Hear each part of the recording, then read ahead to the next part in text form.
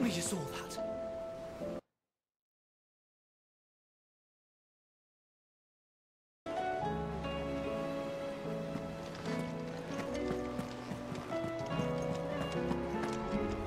Were it not for the Undying's aid, I would be long dead. Grant them your trust, and they will repay you with their loyalty.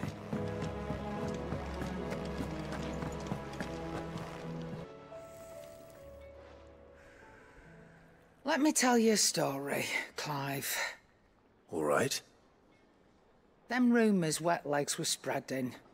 Might be they weren't just tales plucked out of thin air. You see, there was a time when I weren't too particular about who I sold steel to, so long as they paid me the right price. Some women lust after blood, others after flesh, but me, I were always one for gold. And to satisfy that lust, I sold to opposing armies, stabbed my every client in the back, made myself the most hated woman in the twins. But then one day I met a man who made me a different kind of offer. Said he'd give me access to a realm-wide community of like-minded individuals in constant need of steel and sundries. On the condition I sold to him and his alone. Was that the first time you met Sid? Aye. And I fell right into his damn trap. He was true to his word, so I ended up being true to mine. And I soon started making the best profits I've seen since taking up the trade. And all without aiding or abetting any outlaws. Except Sid himself, that is. Told me about his plan to topple the mother crystals, you know. Said that with them gone, the realm would want for all manner of things. An opportunity for the likes of me to mint gil. Why, I reckon an enterprising individual could find himself the richest dam in the twins. And that's when he had me. I emptied my stores that day and moved into the hideaway proper. And the rest, as they say, is ancient bloody history. A dozen years on, and I'm still not the richest dam. Not for lack of trying, mind. But I can say that I have never been happier. You've all shown me there are some things more precious than gil. That there are. So don't you go messing it all up, or you'll have me to answer to.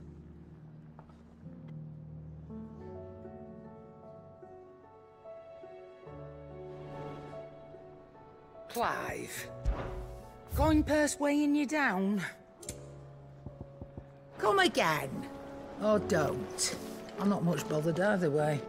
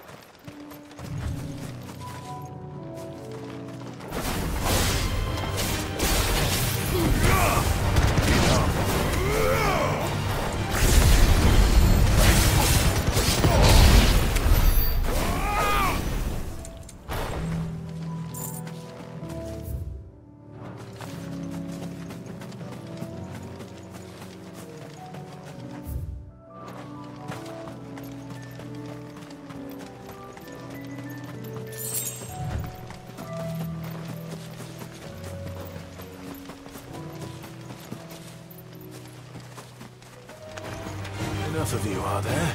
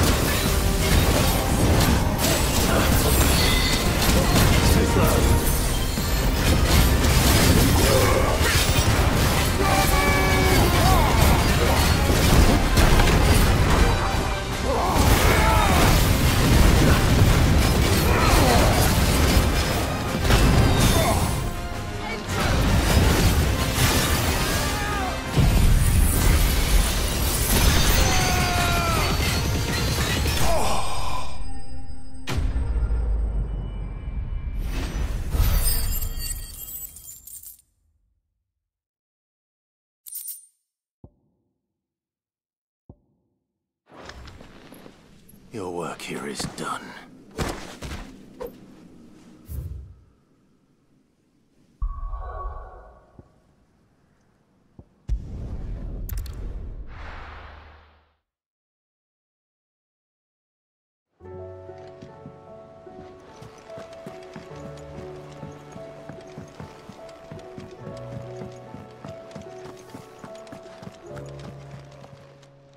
Aye, it's a dangerous world out there. Come again. Or don't. I'm not much bothered either way. So, will it be?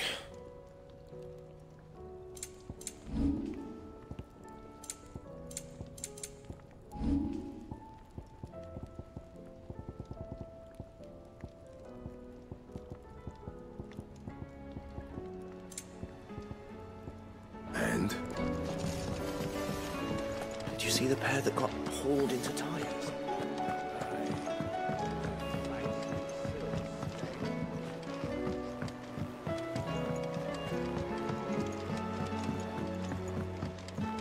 Did you see that? Tell me you saw that.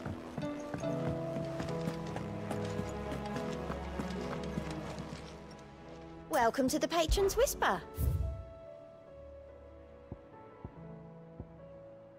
Come again. I may have more for you. How are you doing? Here you go. Seen enough?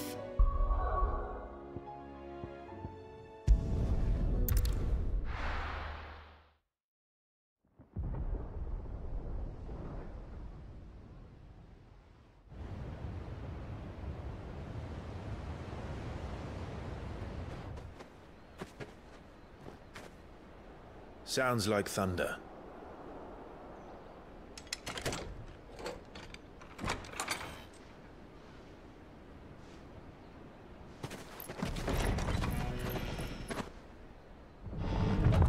You're late.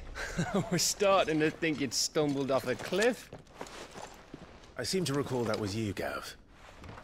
Good to see you. Any trouble on the road? Nothing we couldn't handle. I knew you'd come. Is that who I think it is? Yes. Allow me to introduce my brother, Joshua. Clive's told me all about you. Or even listening most of the time. Name's Midadol, but everyone calls me Mid. My lady. Eh?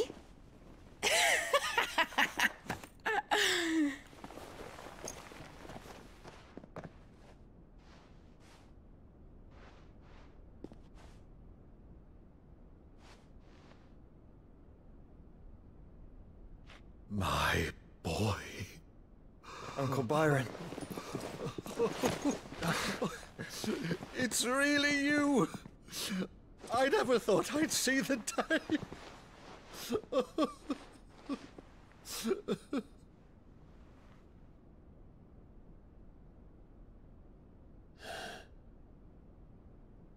So these Akashic are being controlled? That's what it looked like. Empty eyes, eerie blue glow. No doubt they were turned, but silent as monks, every last one of them. Your man here speaks true, Clive. We saw more than a few in this city. They moved in ranks with a purpose, and not of their own. Ultima's doing. Perhaps. What of the city? The people? Dead, mostly. Mostly, but not all. A handful managed to lock themselves in their villas before the Horde arrived. Some in the Merchants' District to the west, and a few others on the far bank. If the Akashic stumble across either hiding place, a few bolted doors won't hold them for long. We need to find them. And quickly. What do you propose? We split into two parties. I will make for the Merchants' District, while you look to those across the river. Mind keeping an eye on my brother? Not at all.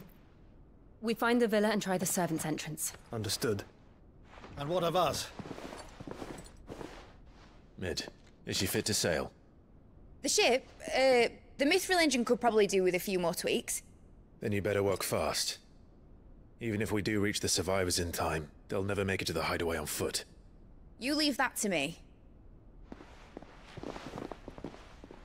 See that Mid doesn't get herself into trouble, would you? Think I can manage that? I'll keep him safe. Looks like you stuck with me, Byron. That's Lord Rossfield, you little gutter snipe!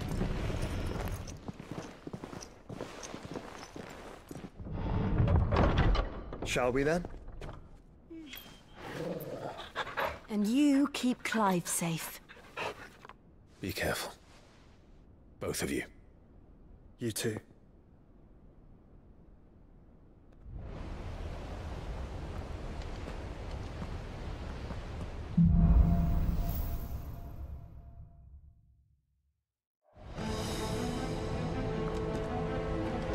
All right, Torgal.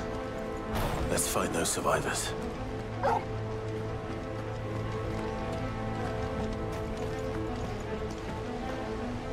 They don't stand a chance against those things.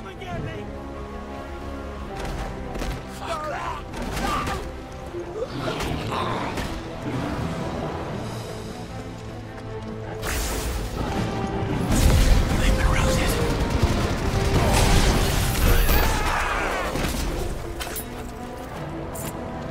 They're wearing Waluda armor.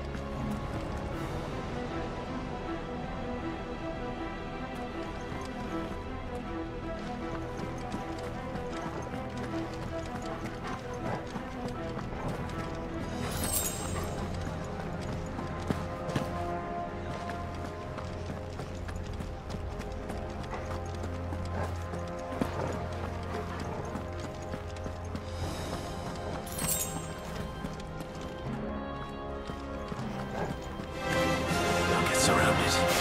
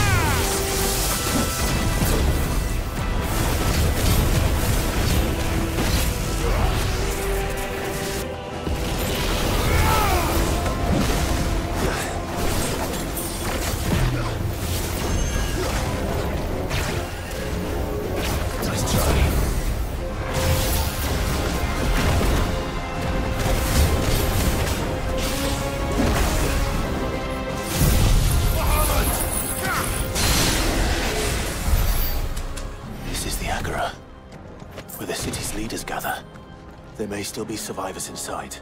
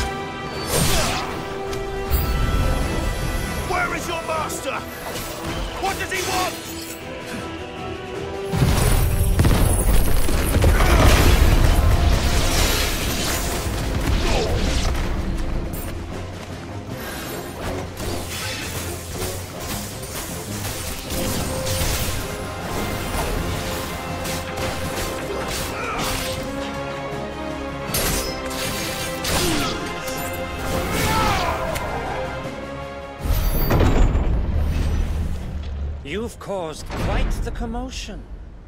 But then I would expect no less from you, Muthos. You again. I don't believe we've been introduced. You were in my family's crypt, and now you're here, with an army of Akashic thralls. Manners, Lord Rossfield? They are men, like you and me. Albeit one's unburdened by the wills that drive our kind to madness. They are pure. They are divine. What?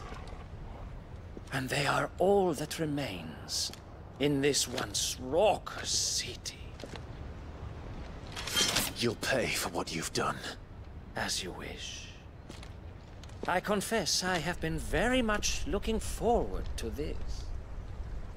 Pardon me this indulgence, Your Majesty. The vessel shall not be spoiled.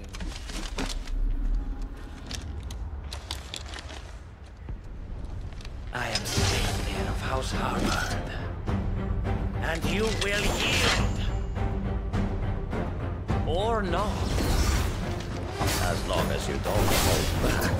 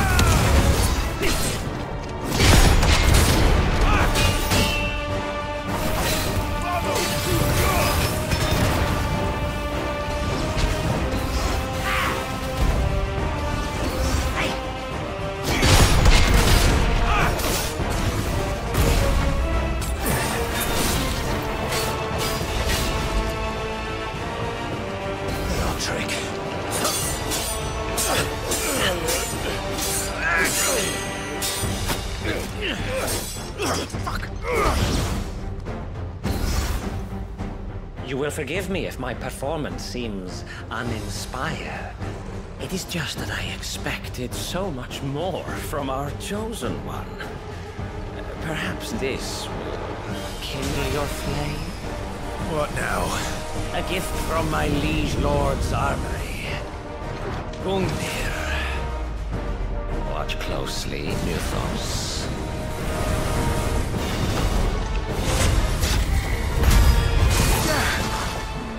Yes! Yes! Well done.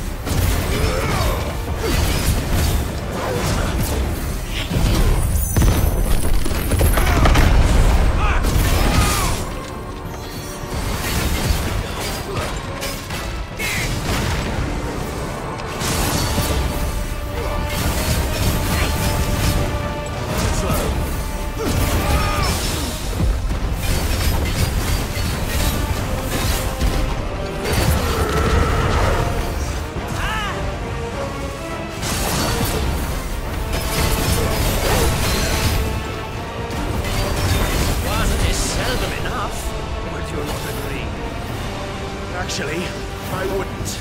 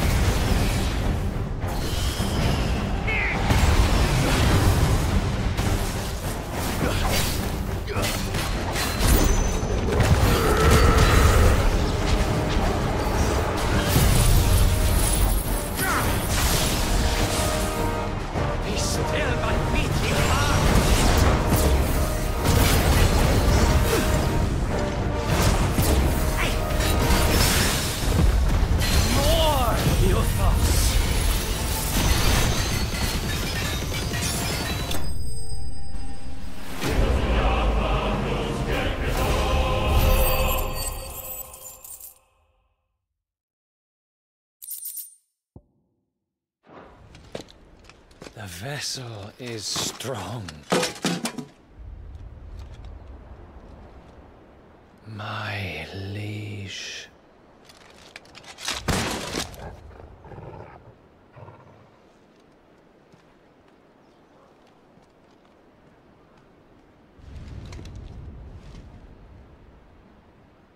Clive! You're all right. As are you, I see. We are, yes. I'm sorry, but we couldn't save them. It was over before we arrived. Well, you did what you could. I fear we were all too late. What's wrong? Nothing. I hope.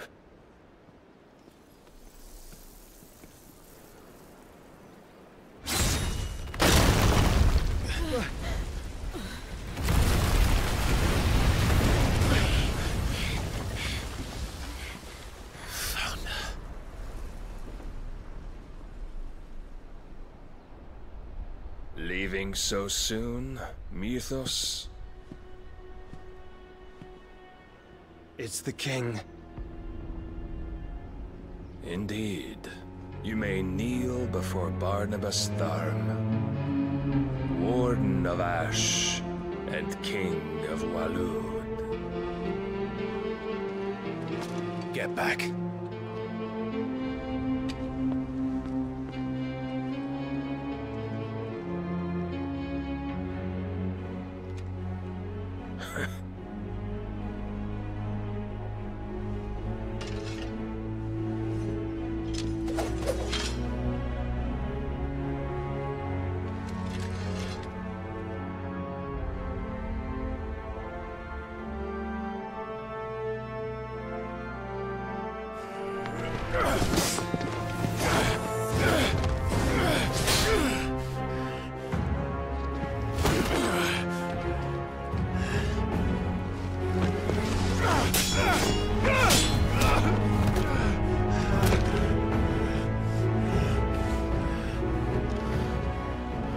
Wild and impetuous.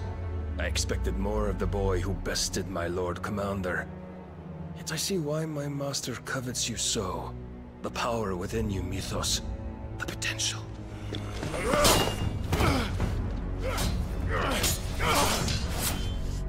Stop calling me Mythos. But Mythos is everything. The cornerstone of all creation. The Lord's vessel. Your purpose. My purpose? To surrender my mind and body to that thing.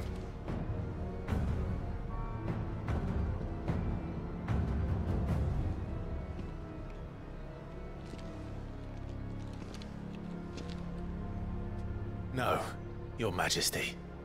My purpose is my own. I made a promise to my friends, to my people. And nothing is going to stand in my way. You would allow this delusion of free will to bar your path to greatness? Truly, your volition is a cancer. One that must be excised.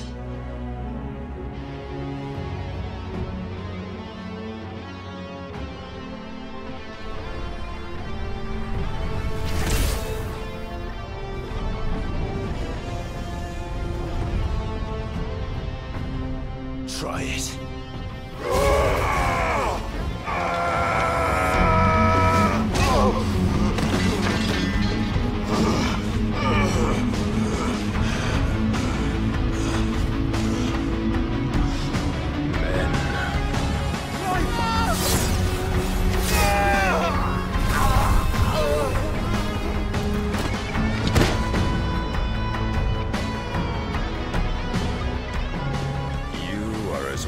As all the rest.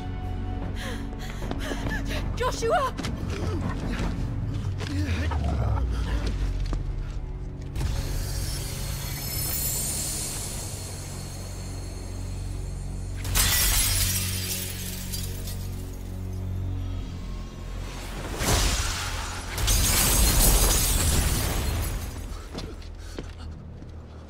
Oi! Oi! This way! Hurry!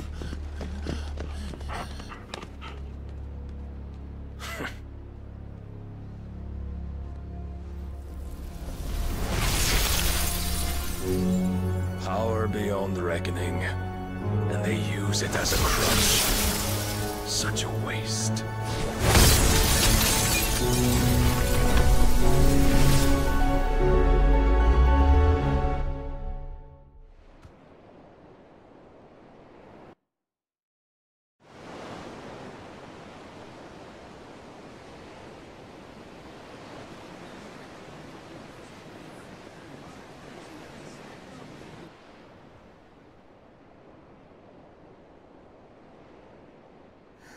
Will he be all right? The phoenix can mend flesh, but the spirit must recover on its own. I'm afraid the rest is up to him. This place is remarkable. Outfitting it must have been no small feat. But why go to such trouble? That beauty's belly's filled with wonders the world ain't ready for. If the guilds caught wind of what we were up to, they'd all want a piece. All right?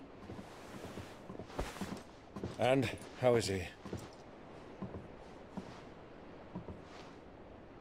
Do not blame yourself. He was barely breathing when you brought him here. We would have lost him if it were not for you. No. Barnabas may have severed nigh every sinew in my brother's body. But he made certain the wounds were not fatal. Nigh every sinew? Allow me, your lordship. Don't know what I was thinking, putting you to the trouble like that. 'Tis no trouble carrying comestibles to my ailing nephew. I know, but you've already done so much for us. Pouring your gil into the hideaway and now the ship. I don't want to take the piss. You risked your life. And for what?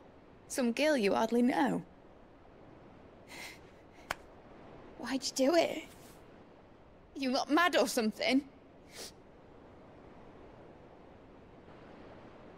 I wouldn't go that far. Clive! You're awake, my boy. Oh. All I want to do is help. And the world won't save itself. It was Sid. Your father, who taught me that. Sounds like him. Don't you dare do that again. What of the Royalists? Fucked off, the lot of them, along with the galleon. With the king on board, no doubt. The Iron Hair wouldn't sail without him. Clive. Jill didn't come back. What do you mean? She kept the king busy while the others dragged you out. It's all right, Mid. Jill is fine. The ether of her icon endures. And as long as it does, we can be certain she is alive.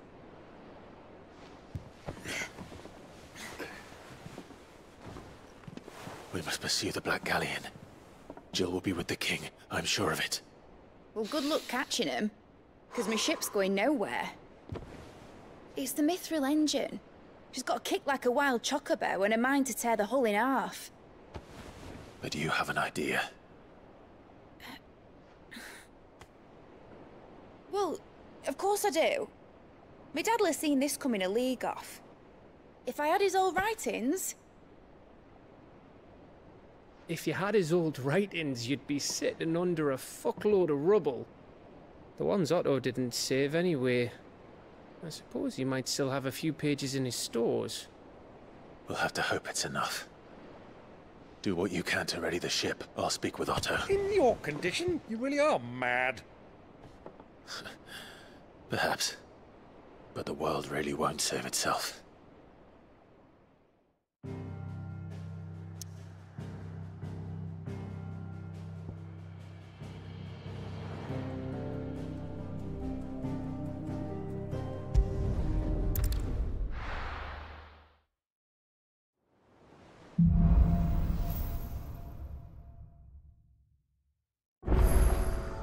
Right. Gav said that Otto might know something.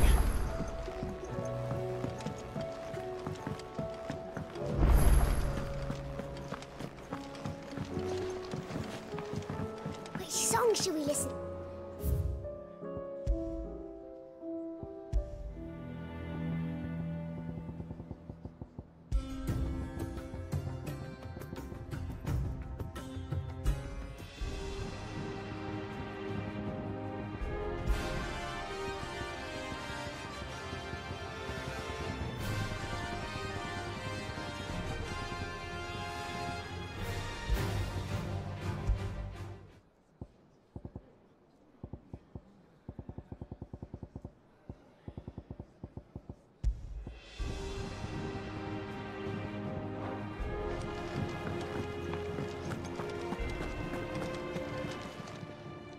Still alive, are you? Go on, then.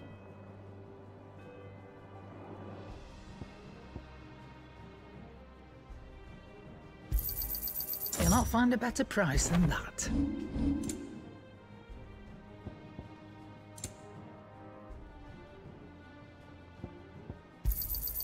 You're rubbing me blind, you know.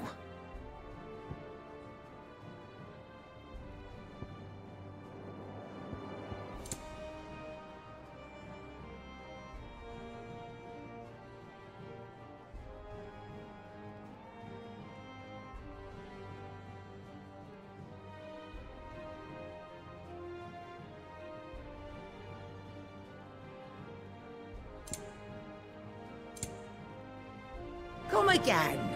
Or don't. I'm not... Aye, it's a dangerous world out there.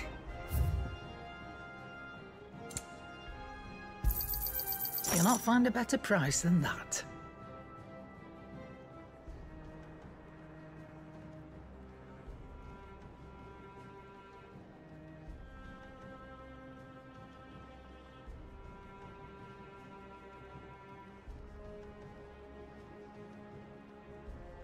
Come again. Or don't. I'm not much bothered either way.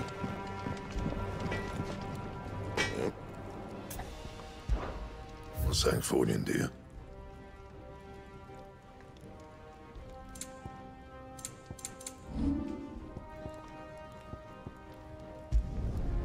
My best work, but it'll do. You can thank me later.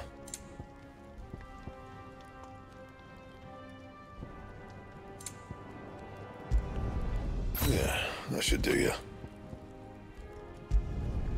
My best work, but it'll do.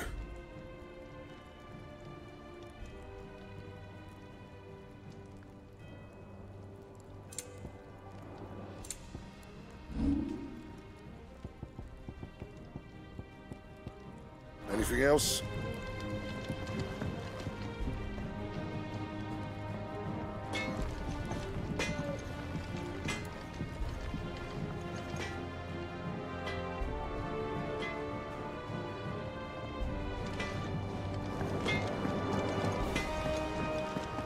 If it's knowledge you seek, you've tons of plenty to guide you in your search.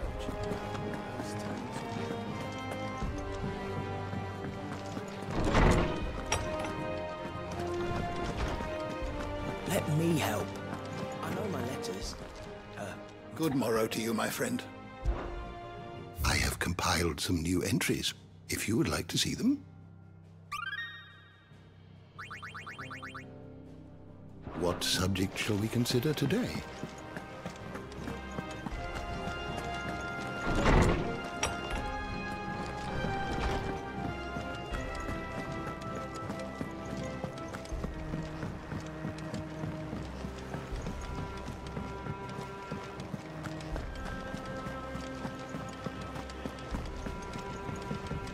Cole said it was an army of Akashi. What will happen to me and the others? Clive. What is it that you wish to learn? Here's the latest information I have.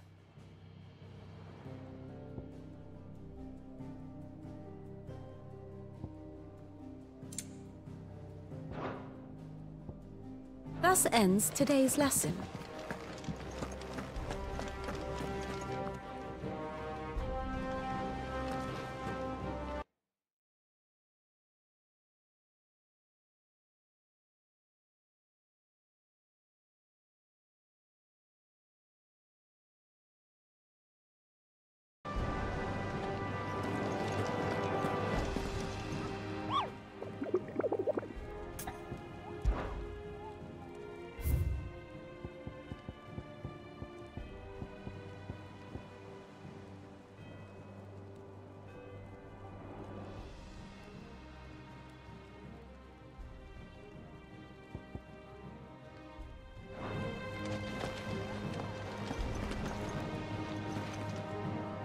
Clive?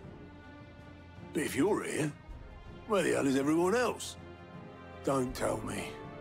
They're all right, but it's a long story.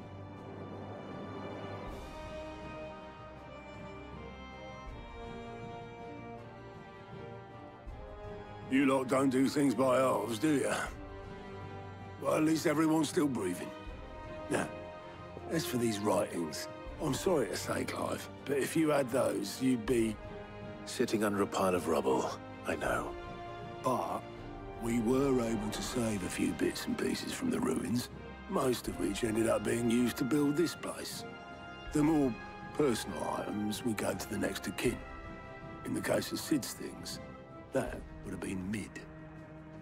Then I'll check the workshop.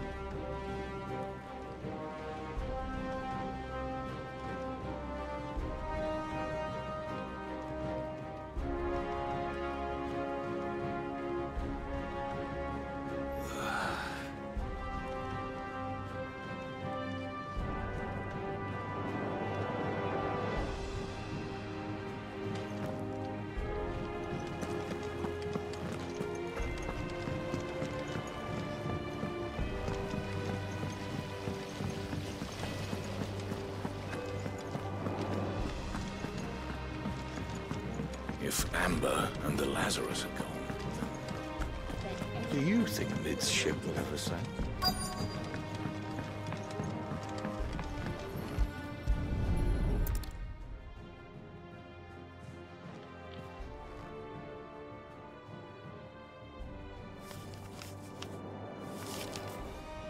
This looks like it's from Sid's old diary. But you'll already have read it. I'd better keep looking.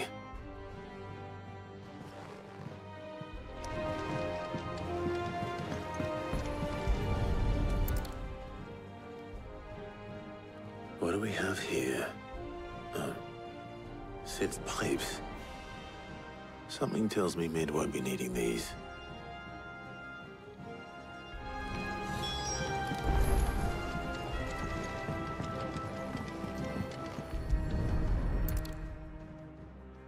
I remember seeing this doll in Sid's cellar. I wonder if it was Mid's.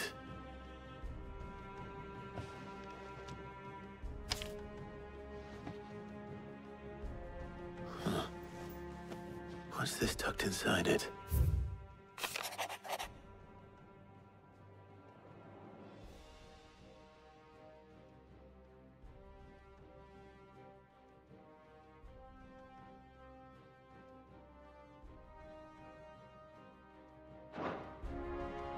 Sid's best invention.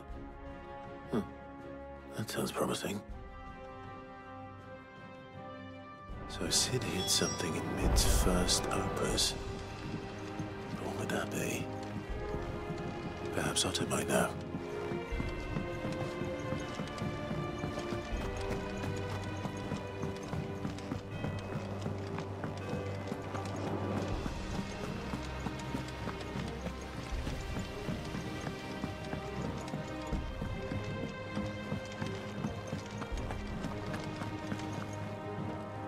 Well, did you find anything? Possibly. You wouldn't happen to know what Mid's first opus was? Opus?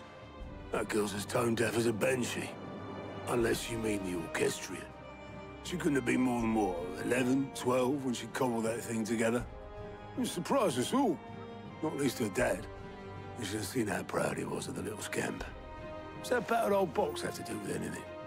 I think Sid may have hidden something inside it. Wouldn't surprise me. Those two and their bloody treasure hunts. Half the things in the hideaway were hidden one time or another.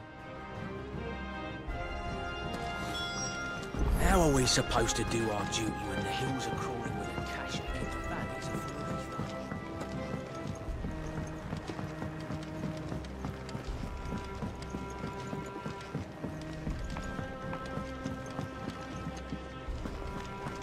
Who's that?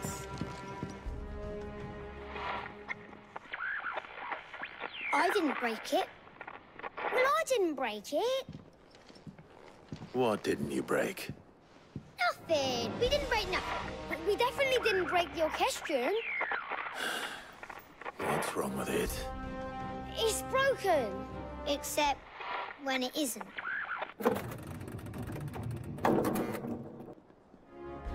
See? And you had nothing to do with this? Nope, nothing. We just wanted to listen to all the songs at once. So we pressed all the buttons. Like this.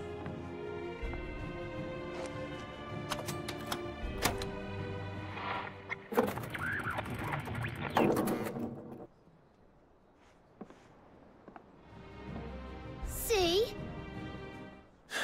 All too well. All right, out of the way.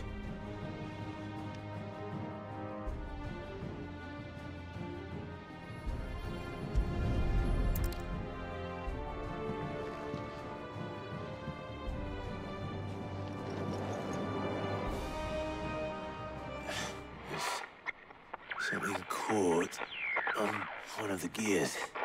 Did you break it? Can you fix it? No, I mean, yeah, yes. There.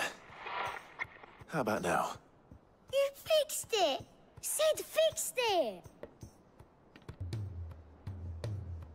He more than fixed it! Yeah, new music! Huh.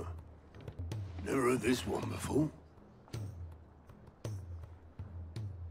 It started playing when I removed this.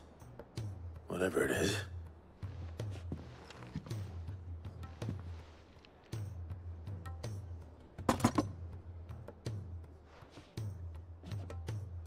Well, don't look at me.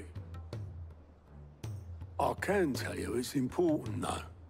Sid showed it to me once and said as much. Said it was the stuff dreams were made of. Let's just hope it's the stuff ships are made of as well. Indeed. Let's see if we can make some dreams come true.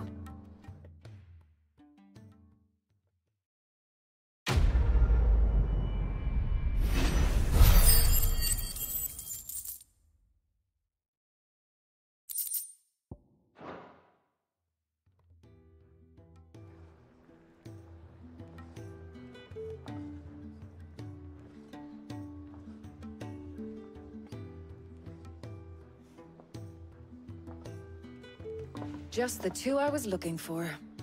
Aye, aye. Lose a patient? Actually, yes. The Crown Prince just left. Dion left? Unless you've another word for stood up and walked off. Yes, left. He did have the decency to leave a message with Obelisk before commandeering one of his dinghies. Should we go after him? No. We're not the Prince's keepers. He's free to do as he sees fit. I'd rather he did so in bed. His wounds are nowhere near healed. Much like yours, I suspect. Otto told me what happened in Canver. What is it with this realm's princes and their aversion to rest? Ask me when I get back. Though I may be sometime. Then at least try to stay safe.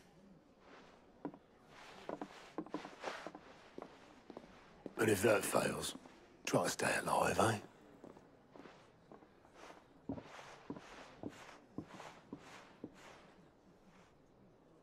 Every moment I waste here, the further the flagship sails. I have to get back.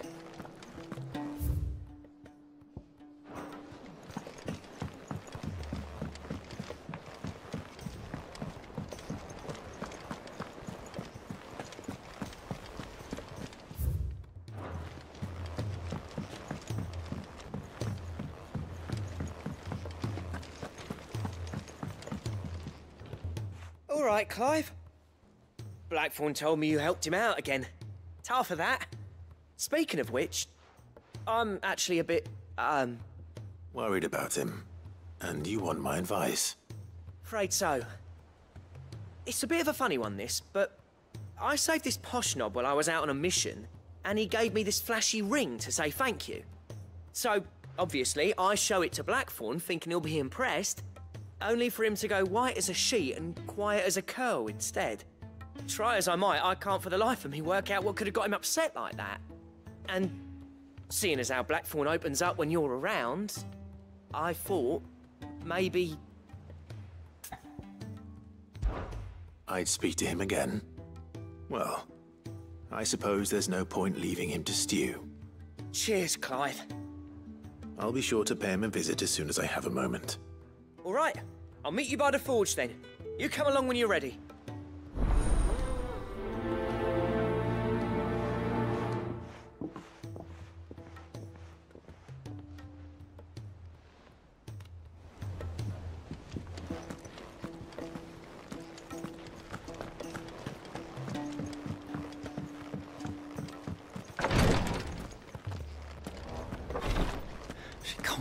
Up much. Glory to Griga. There you are. And not a moment too soon. What's happened? Taya's busy working herself into an early grave. Since the arrival of her latest patient, she's refused to stop, even for a moment. I've tried offering to see to him in her stead, but she won't hear of it. Clive, she hasn't left the infirmary in days. She's pushing herself too hard. And if she doesn't rest soon, will you talk to her? Order her to her chambers if that's what it takes. Because if she keeps this up, I fear the hideaway will be without its best physica before too long. I know better than to order Taya to do anything. But I'll speak to her. Oh, thank you. I pray you have better luck than I did.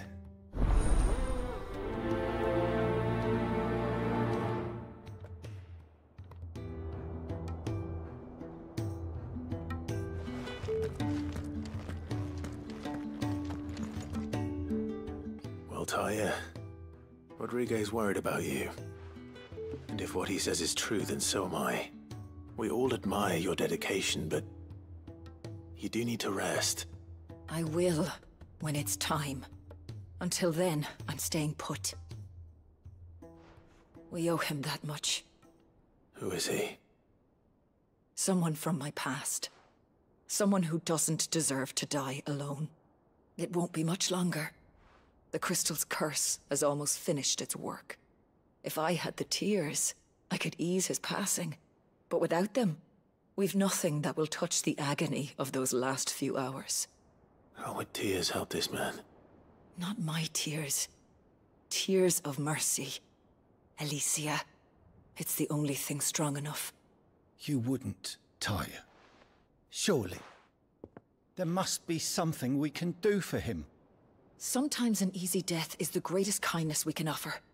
You do well to remember that, Rodriguez. I will. We have all the ingredients we need for Alicia Balwam. It needs to be fresh, though, so we rarely have much to hand. I can make the draft if you can bring me what we're missing. Just tell me what you need. There is a species of venom-weeping spider that lives in the forests of Norvent, near Lorbert's Pass. Bring me one of their eyes. Preserve it as best you can, but avoid contact with the tears. I'll make sure the other ingredients are ready before you return.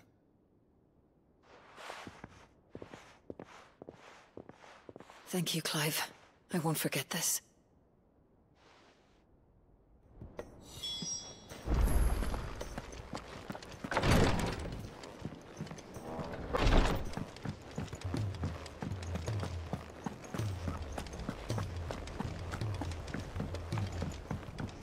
Cole said it was an army of Akashi.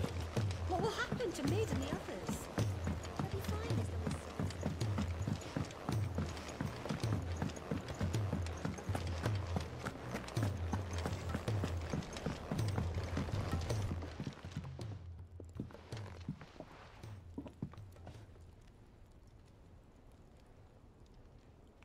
Bloody hell, Clive. Not this again. Oh. And you got better things to do with your time. That remains to be seen. August tells me he showed you a ring, and that the sight of it clearly upset you. Would you mind telling us why? Come on, mate. Bottling it up ain't gonna help no one. If it weren't the ring, and it was something I said, then I'm sorry. It was the ring, right? It brought back some unhappy memories, that's all. Memories better left forgotten. Memories of what? There are things we'd all rather leave behind, Blackthorn. But sometimes it helps to talk about them. And sometimes it doesn't. Is that so hard to understand? Don't be like that. Fine. If it'll get you off my back. That ring you flashed was the work of Zoltan. We apprenticed together, back in the day. You've never mentioned him before. Why would I? Ain't seen him in decades, and the last time I did, we almost came to blows. The ring brought it all back. I could tell it was one of his the moment I saw it. Bastard's improved, though. More than I thought possible. That thing's a work of art. So it was a nice ring. Worth a few gil, maybe. What's it matter to you? It matters because engraving metal's a nightmare, and I've got no bloody idea how he managed it. The fact is, I couldn't make anything even half that detailed. So what? You're an armorer, not a jeweler. I'm the Hideaway's master craftsman. I'm not stealing a living at some backwater village forge. My armor keeps you lot safe, and my swords keep you dangerous. As far as I'm concerned, every swing of my hammer's another blow struck in the name of our cause. So I put my heart and soul into my work. Because the curse breakers deserve better than second best. And I refuse to be shown up by the likes of Zoltan. Very well. Why don't we go and pay him a visit? Learn his secret. I doubt he'd be too happy to see me. Then just this once. Make peace with being second best. Swallow your pride, and focus all your energies on the task at hand. Keeping the curse breakers armed and armored. Provided you can do that, you'll hear no complaints from me. But if you can't, and it's going to distract you, we need to do something about it. What'd you say, Blackthorn? You know he's right. And it's not like you'll be going alone. All right. Magic. So, where do you reckon old what's-his-name is then? Zoltan, was it? In Dravozd, my old village. He won't have left. He's the chief.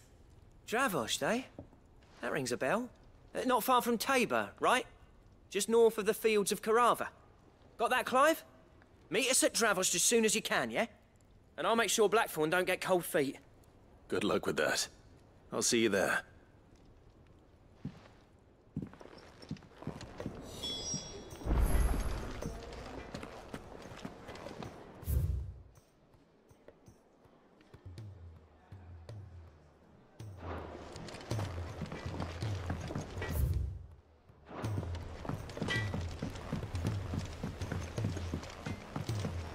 He's a surly soaker.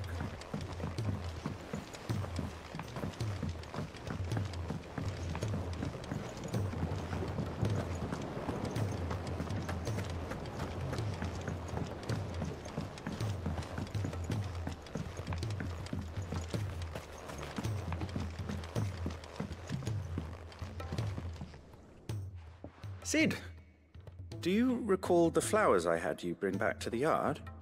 Vaguely. Is something wrong? I'm afraid so. I was able to get most of the Morganbeards to take root, but they rarely flower. I fear the soil here does not agree with them. However, I believe I have a solution. I can't wait to hear it. I'm going to marry the Morganbeards with Morbles. I know, but hear me out. Morbles are possessed of a highly choleric temperament. The fire which drives them appears to be maintained by an abundance of nutrient-rich ether drawn from their environs. I believe that by grafting a Morble vine to a Morganbeard, the appendage's wealth of vigor-inducing nutrients might well stimulate the flower to bloom. The endeavor, I assure you, is scientifically sound. I simply need a vine to prove the theory. And all you need is a single vine from an ordinary Morble. That is correct. A single vine. As for the Morble, I fear ordinary may not suffice. But, as luck would have it, a most extraordinary specimen is rumored to haunt the swamps of Rosaria. Why, A notice concerning this very creature was only recently posted on the hunt board. How timely. Well, I shan't keep you any longer. I know you have much to do, as do I. Now, where did I put my watering can?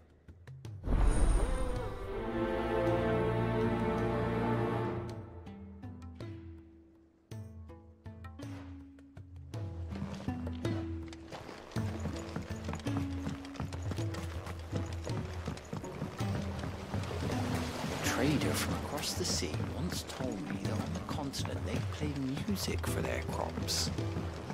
Did you got that one, huh?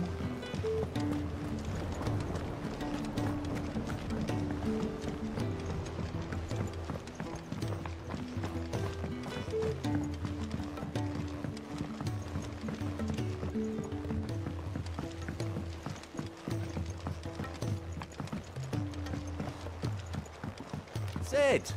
Heard you were in Canva fetching young Ned.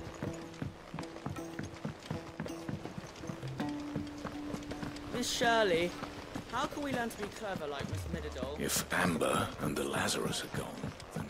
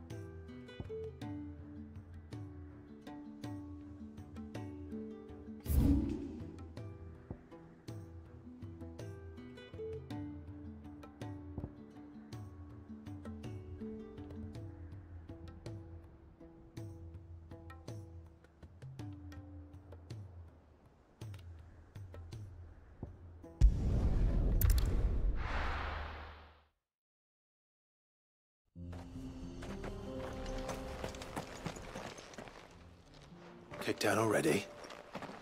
No. This charmer ain't letting anyone through. Why are the gates closed? Chief's orders. No one's allowed in without his say-so. Not that I'd have let you in anyway. You look like trouble. I suggest you go home. That's what I'm trying to do, you little prick. Ain't changed a bit, have you, Snotty? No. It isn't. Blackthorn. Long time no see, eh? What the hell are you doing here? Well, it was meant to be a surprise, but since you are so nicely, I'm here to see Zoltan, you fucking numbskull. Now let us through. All right. Just don't go starting anything with the chief. Yeah, I promise I won't throw the first punch. That good enough for you?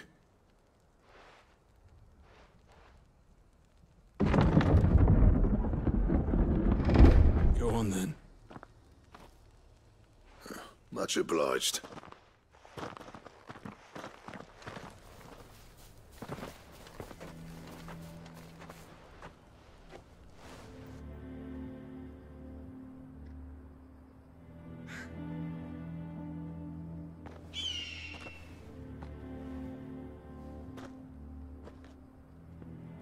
So this is Dravosht. Not much going on, is there?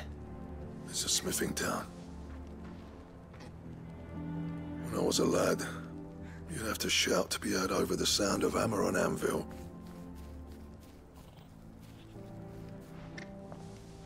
Clive, you're good with people. You speak to Zoltan. Hey, you ain't backing out now, are you? There's a river of bad blood between me and the chief. But if someone can build me a bridge, then I'll cross it. All right. I'll see what I can do. I appreciate it. It'll be near the forge on the hill. It was our master's. He'd have inherited it when I left. Forge on the hill. Good luck. You'll be needing it.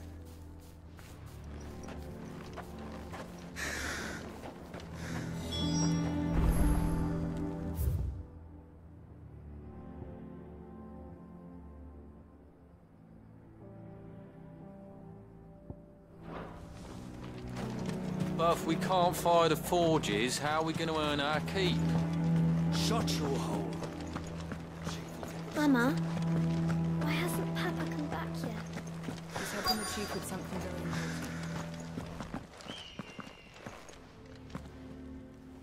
Hotter! Hotter, damn it! Those miserable flames wouldn't melt butter, let alone iron. Pardon the intrusion. I'm looking for the Chief. That'd be me. It's a pleasure to meet you. I'll bet it is. Keep the gates closed, I tell him. Well done, Snotty. You're not welcome here. Get out. Before things turn nasty. Blackthorn's here. What did you say? He's traveled a long way to see you. Yes, has he? He's waiting. Down by the gates. Then I suggest you take him with you when you leave. Didn't you apprentice together? So what if we did? Fuck! We're getting nowhere. These bearers' flames are next to bloody useless. We're never going to be able to fire up the forges unless we can find some new crystals. I'm a busy man, as you can see, so do me a favor and piss off. Oh, and if you're struggling to find your way out, ask Blackthorn. That prick knows exactly where the exit is. He's not wanted here. And neither are you. All right. I'm going.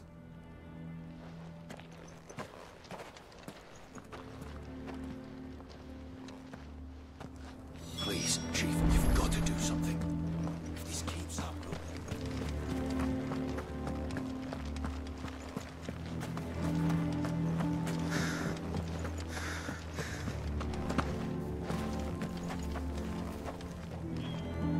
Let me guess.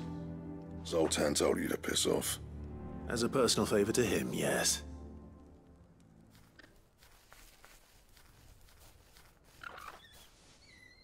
Well, at least he didn't beat about the bush. There'll be no talking him round. Not after what I did. Which is what exactly? If we're to help, we need to know. What turned the village against you? I left. Dravozd. Zoltan. The burden of leadership our dying master dropped in our laps. All of it. There are two kinds of smiths in this world, you see. My kind, who are in it for the love of the craft, who labour on a single piece from dawn to dusk to get it just right. And the other kind, who are in it for different reasons. People like Zoltan, whose work is quick and cheap. The kind of smiths who shit out a few hundred blades, reap the profit, and divvy it out among themselves. There wasn't a single day we weren't at each other's throats. And bit by bit, people started taking sides. You would have torn Dravozd in half had it gone on. So, I left. You didn't have to do that. Zoltan's a better chief than I would have been. His way of doing things kept food on people's tables. Dravozd prospered without me and my lofty ideals getting in the road. Until the crystals run out at any rate. Without magic to fire the furnaces, this place is as good as dead. It depends on how you look at it, though. There's got to be other ways of making fire. We manage it in the Deadlands. Thanks to Sid's ingenuity, yeah. He saw all of this coming. Knew crystals were the problem, not the solution. And spent years coming up with ways of doing without. You know what I mean, though, right? Where there's a will, there's a way. What I'm trying to say is that it's not your fault. You couldn't have predicted this. It doesn't matter whose fault it is. I don't want to be the greatest smith alive just because I happen to be the last. Clive. Dravos won't last long without its furnaces. So, do you think it's time we shared Sid's bellows with the world? The way I see it, it's your decision to make.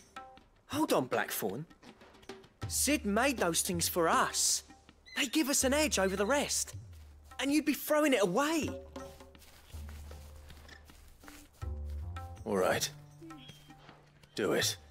This place was your home. I won't abandon it to its fate. Sid's creations were never meant to be hoarded. It was only ever a matter of time before we shared them.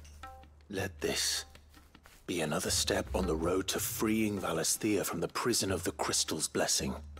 Dravos will show the world that it's possible. Wouldn't you agree, August? When you put it that way, of course. It's like hearing Sid speak from beyond the grave. Thank you, Clive. Shall I go and fetch the plans, then? I know I'm off by heart. I'll be needing some help, though. Building a furnace isn't exactly a one-man job. Do us a favour and round up anyone strong enough to lug a brick or two, would you, August? All right, then. And I've got a job for you too, Clive. Finding me some salamander skin. I need leather for the bellows and nothing else will withstand the heat. Luckily for us, salamanders feed out in the fields of Carava. Time for a spot of hunting, then.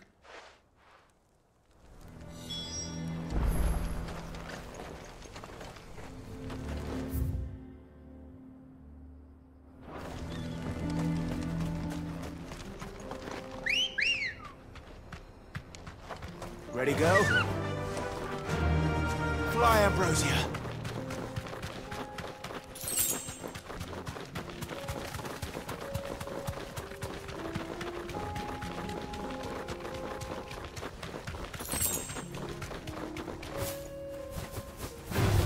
No holding back.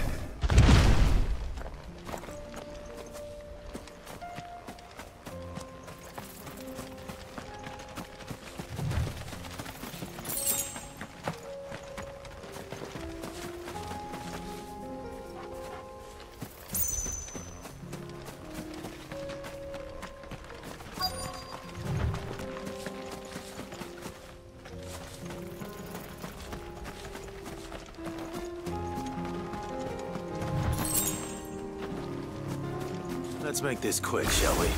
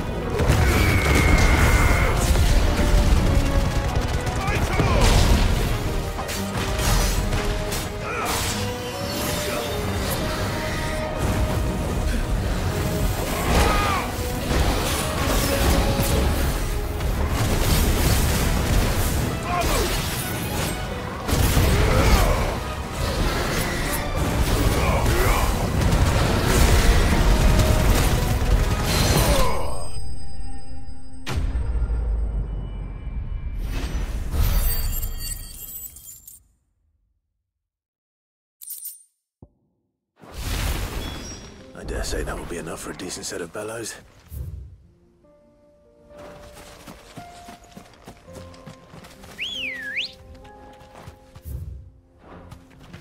Good girl.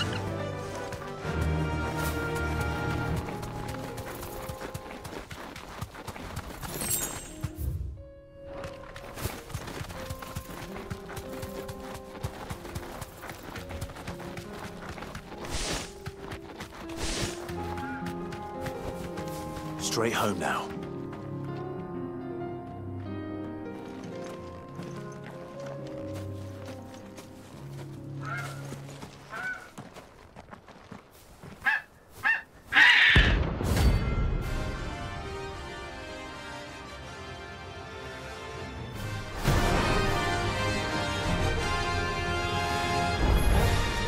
That's like no chocobo I've ever seen.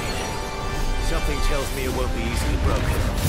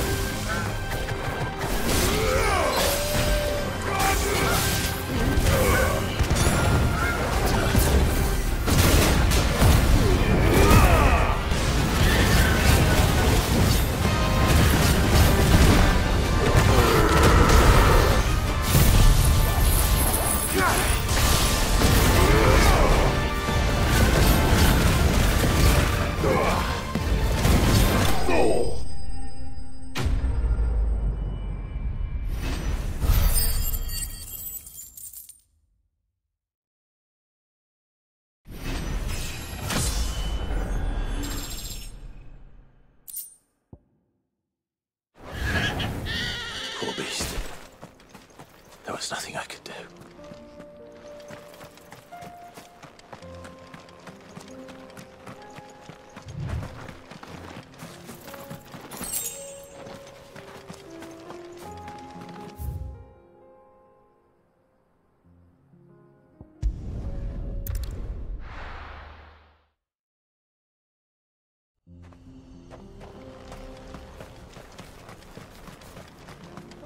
What's this all about then? Don't know. Any trouble finding the skin? Nothing I couldn't handle.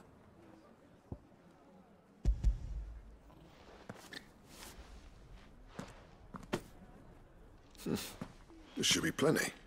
Right then, time to put these louts to work. If everyone pulls their weight, we'll be finished in no time.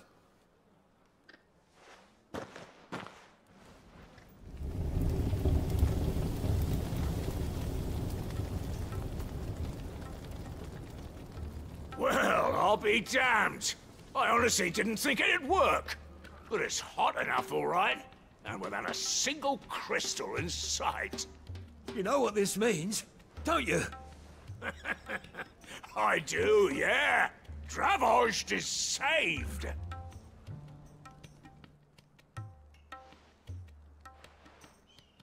Sorry about earlier.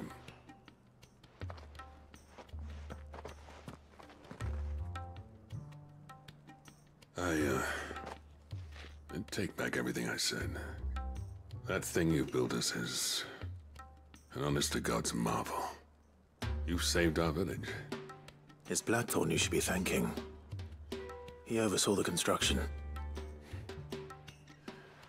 Give this to him, would you? What is it? Pet Cole's cinders. After he left, I spent years trying to eke the most out of our forges. That there was my answer. Chuck it in the fire, and your forge will burn hotter for longer, which will do wonders for your steel. Our secret for yours. Only fair. I've always envied Blackthorn. Since the day I became chief, I spent every spare moment trying to match up to the bastard. No amount of sleepless nights at the Anvil will ever bridge that gap, though. He's a genius. Plain and simple. The man Dravost needed. But he took all his talent and left. Gifted and free. Is it any wonder I hate his guts? The cinders would mean more coming from you. I need to forgive him first. And that's not gonna happen.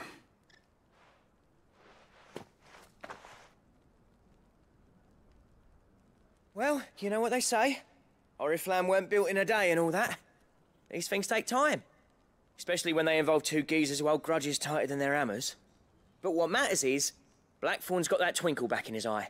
And I'd call that a job well done. So would I. I reckon he's going to be at it a while yet, though, so why don't you head off without us? I'll see that the old git gets home safe and sound. See that you both do. I'll save the cinders till then. All right. It'll be a nice little surprise for him.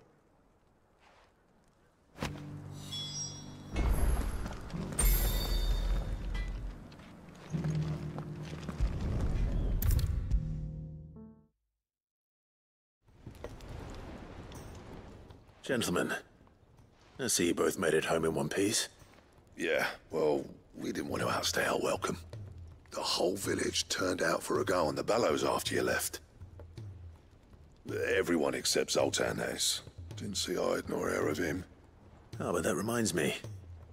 I have something for you.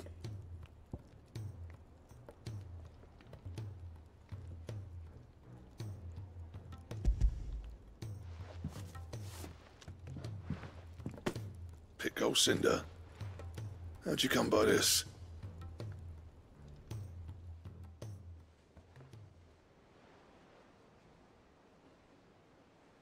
And you're sure he wanted me to have it? I'm sure. He didn't say so, but I think he wants to forgive you. Huh. Imagine that. Yeah. You know I could never leave this place, don't you? Every time you put on mail, You and the Cursebreakers are trusting me with your lives. There's no greater honor for a smith than that.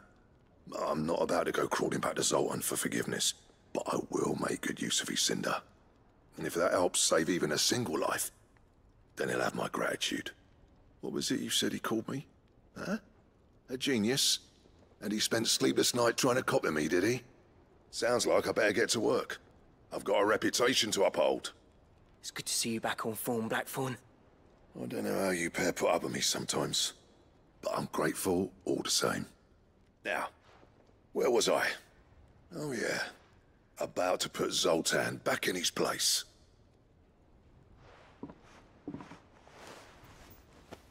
Ain't got the art to tell him how similar they are. Stubborn bastards.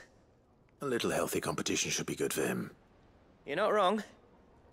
Still, it's a shame him and Zoltan couldn't let bygones be bygones.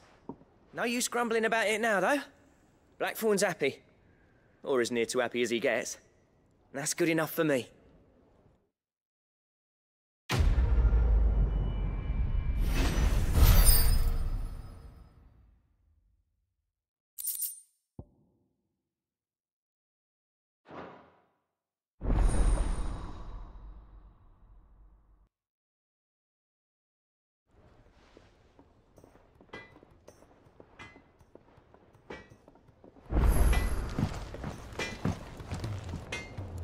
Trouble with your gear, or what do you want?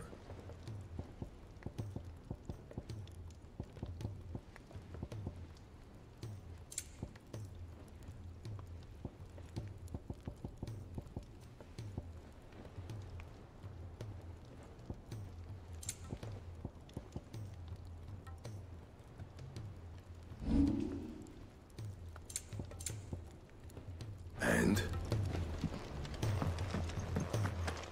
If it's knowledge you seek, we've tomes aplenty to guide you in your search.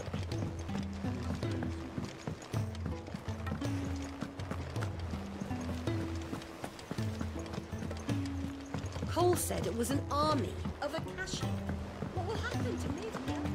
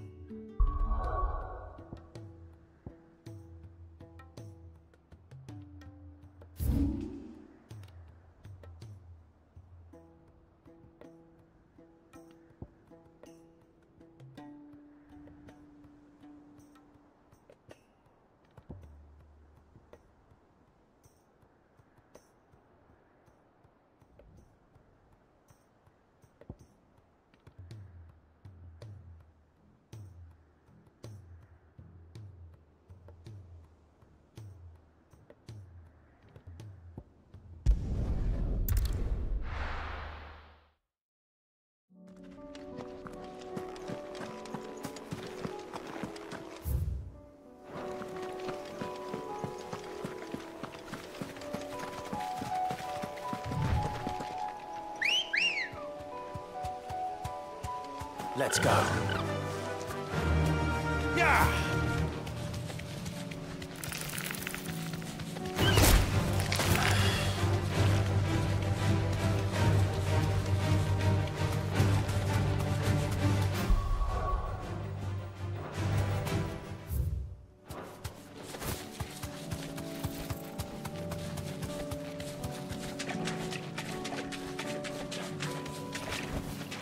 Be safe.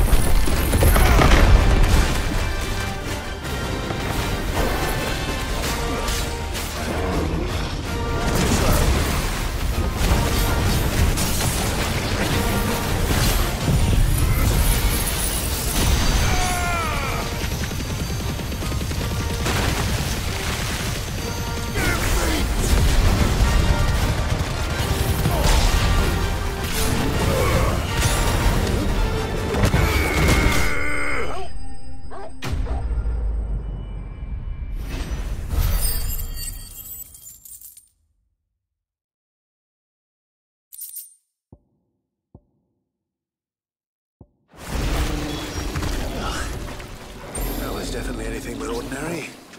Now, let's get this vine back to the yard.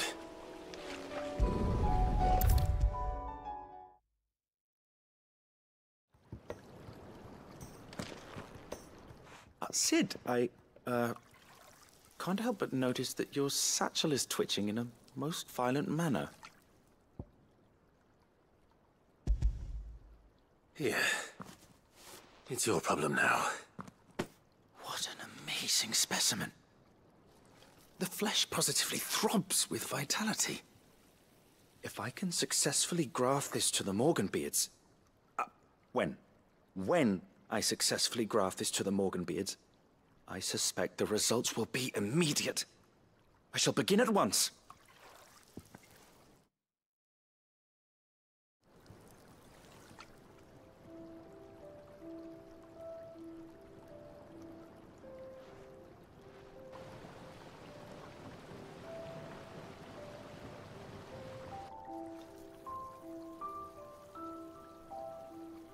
It is just as I hoped.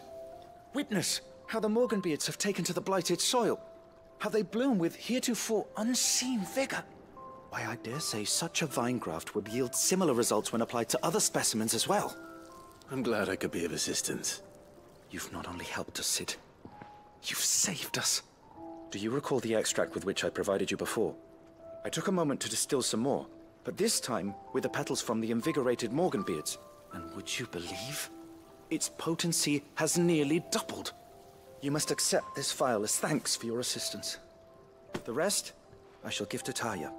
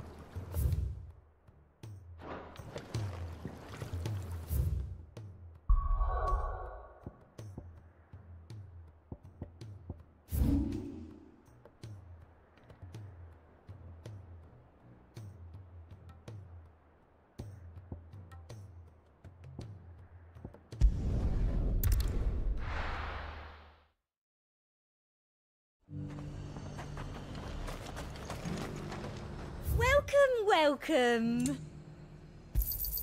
I do like a customer who knows what he wants.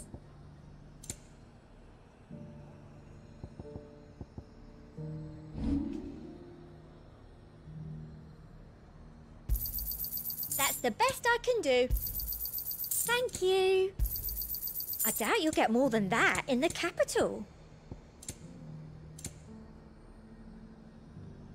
And a fine, fine day to you. Why? Your stall is...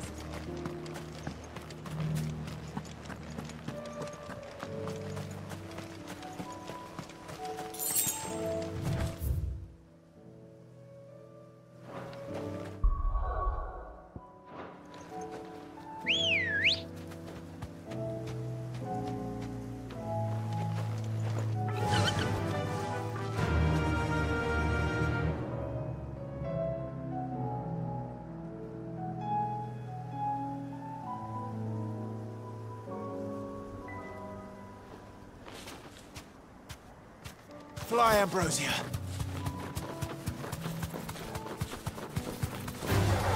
All right.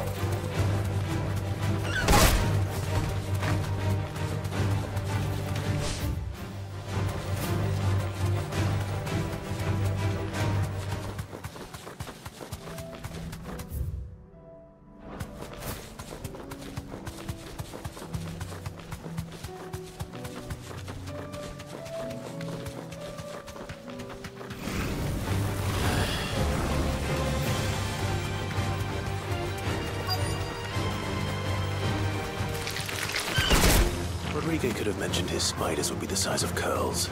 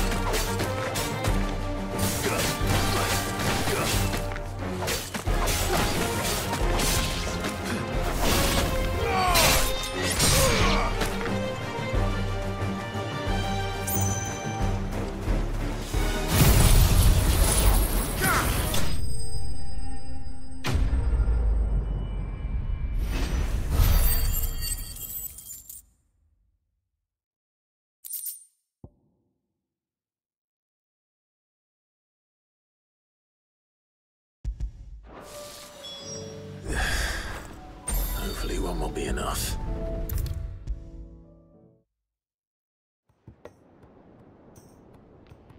Thank goodness you're back. Taya looks like she's about to collapse. Is this what you needed?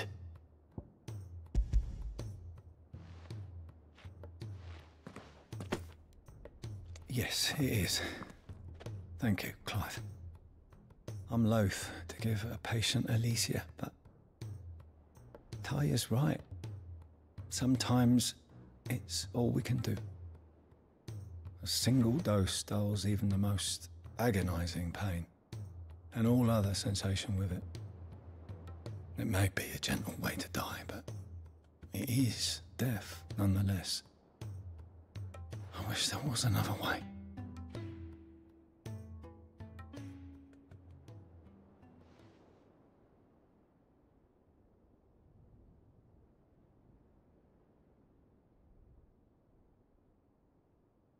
How are you feeling? Light, mid-here. Drifting on waves. Good. Just relax. Let the waves carry you to a better place. Thank you, Taya. I'm so proud of you.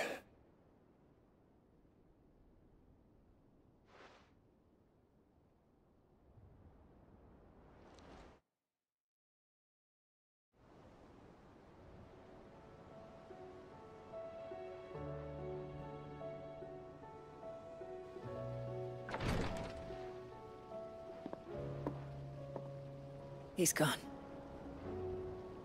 Thank you, Rodrigo. And you, Clive? I'll see that he's properly laid to rest.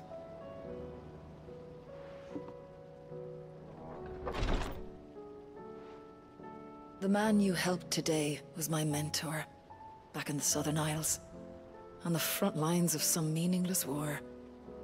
I was still a child when they shipped me to their triage tents, to treat the wounded with my gift. But in such blighted lands, I was next to useless. Until he taught me the true physicker's art, that is. An art we would be lost without. Tears of mercy were his gift to the bearers of the world. A respite from the agony of the curse's end. And a kindness Sid would have approved of. You know as well as I what life is like for a bearer soldier. Marched from one battle to the next, never knowing which might be your last. A commander may care nothing for the bearer spent in his service, but my mentor's gift gave the dying one fleeting moment of tranquility before the end. I've no tears left, Clive. I've seen too many of my friends taken. Something needs to change. And we need to be the ones to change it. And we will. I promise. I hope so.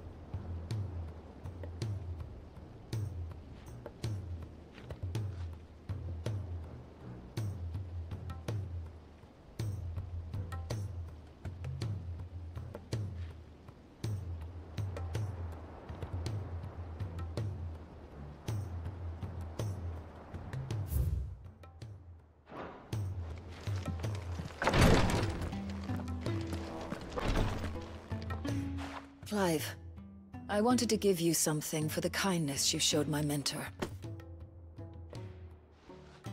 What's this? A chest of all the medicines you're ever likely to need. Seeing as you're so reluctant to come to the infirmary, I thought you might as well take a part of the infirmary with you. I'm sure it will be very helpful indeed. And Taya, try not to work too hard. And work Rodrigue all the harder, you mean? He's a quick study, but he's got a long way to go yet. I'll take that particular piece of advice when you heed it yourself, thank you very much. Besides, who else is going to see that your brother takes his medicine? Who indeed?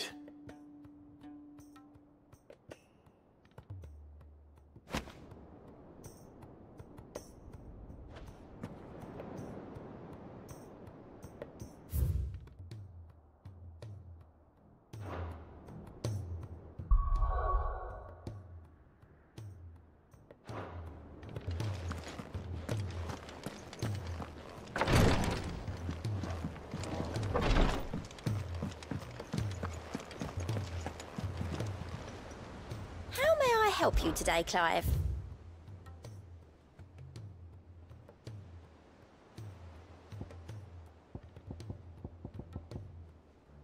Come again. I may have more for you.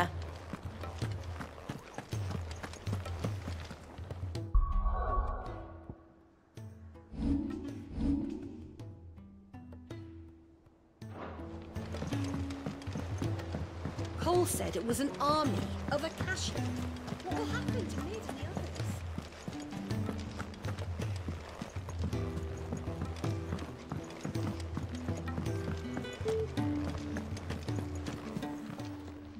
Clive. Coin purse weighing you down? You'll not find a better price than that.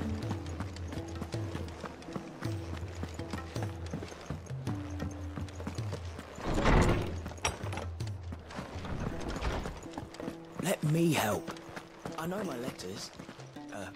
I was wondering when next you'd visit. I don't believe you've read this particular chapter before.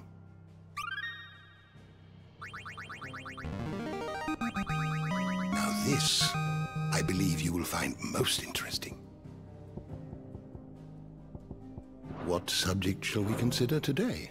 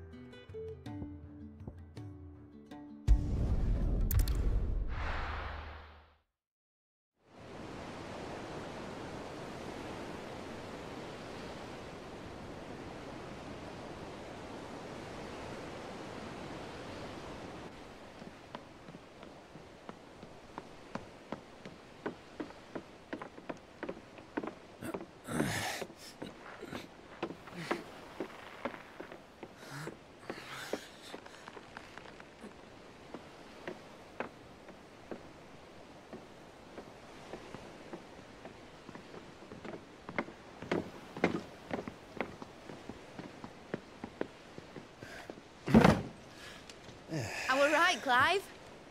My dad had it all worked out. He'd be proud of you, Mid.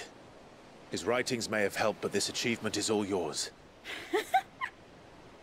Can we catch them? The Ainayar's one of the largest, fastest vessels ever built.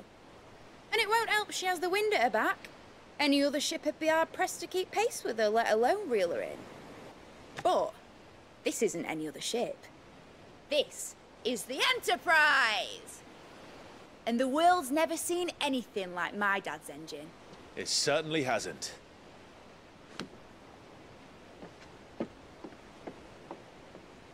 Clive, what do you know of Barnabas Tharm? Only what the bards sing. That he sailed to Ash from southern lands.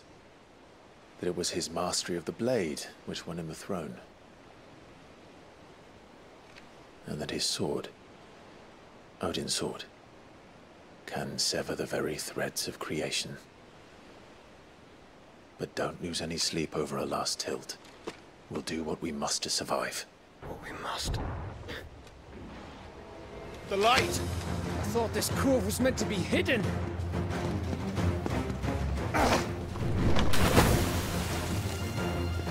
Mid!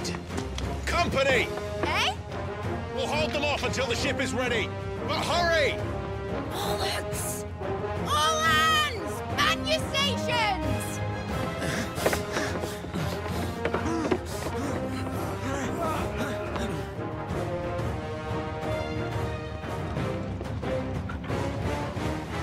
Everyone with me?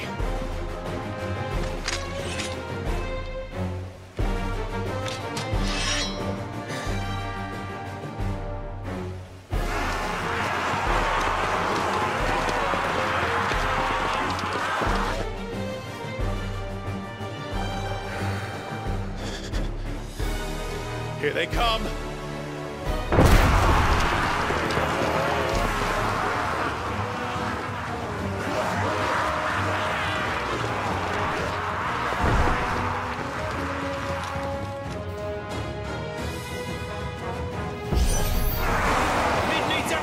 We can give her. Behind me, Lord Rosfield. I'll take care of these fuckers. I'll have you know, Earthbreaker here once struck fear into the heart of every man in the Twins. About that offer, Cav. How are we doing, kid? I thought you said that ship was fast.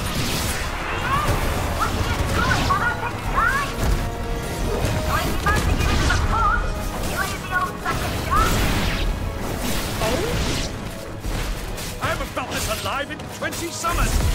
Come on then! Which of you lot fancies meeting Ogre Killer next? Sounds like the cockroach you cared. We don't today and I'll be damned if I'm going first.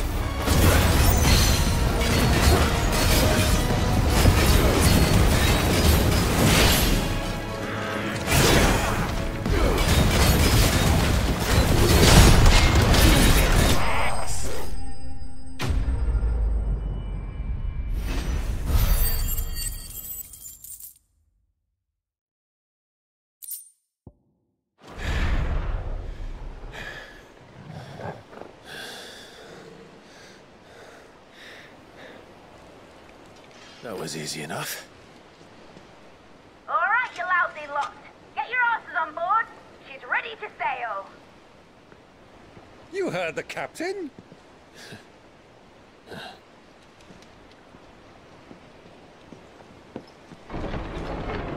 Clive?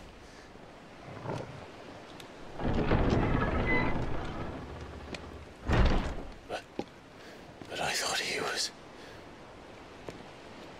Confounded. Then it is as I feared. Sleipnir is no man, but a creation of Odin.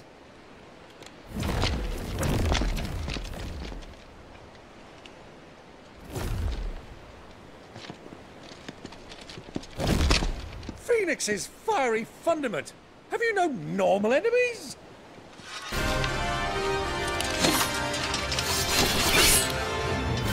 Up for another round? Of course we are. Right, Lord Rosfield? My boy, there was a time people called me the Executioner. Or was it my eyes? No matter, heads will roll all the same. Mate! New plan! You leave! We follow! Follow? Swimming, are you? Oh, bugger me! Weigh anchor! Engine's dead slow ahead!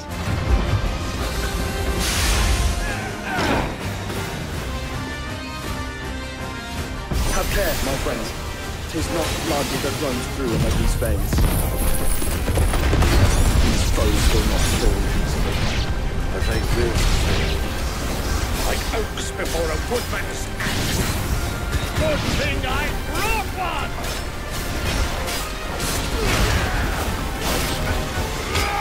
How long are we meant to keep this up? As long as it takes. Unless you have a better idea. Well, I've already killed at least 5 of the bastards. Fuck it. Let's do the lot.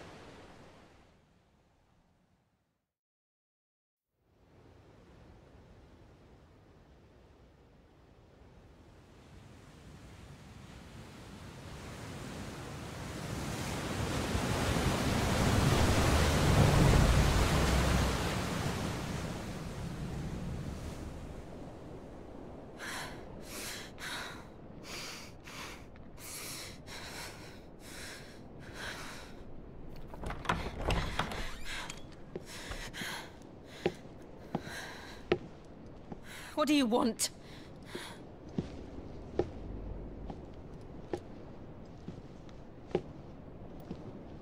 That's quite a mess you've made. And wholly unnecessary.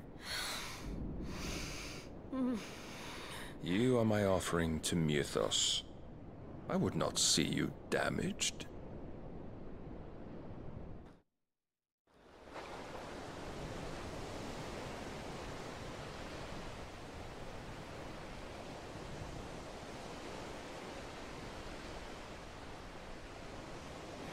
Now back to your stations! Every bell spent treading water puts another league between us and the galleon.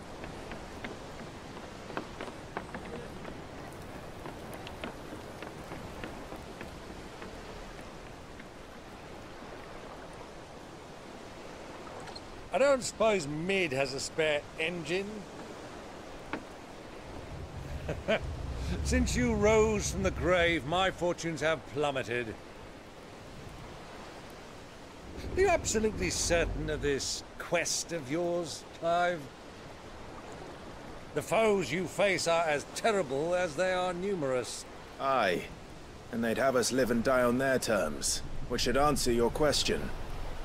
Ah! You have that same stubborn look as your father did when he set his mind to something. On the battlefield, I am but a single axe. A deadly one, mind, but a single one nonetheless.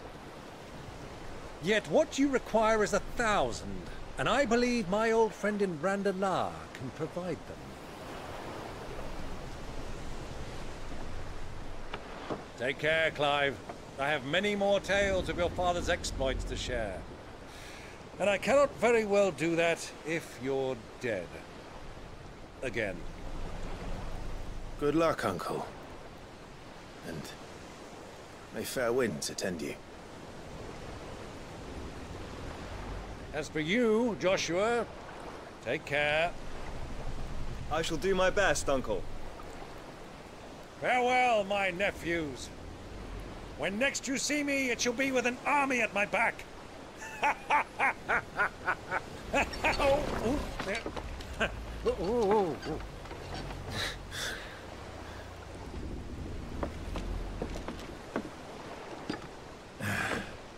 Cheerio!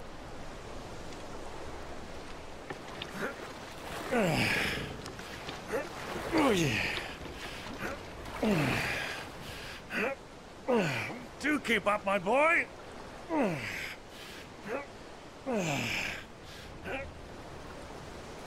Well, we can't have him showing us up now, can we?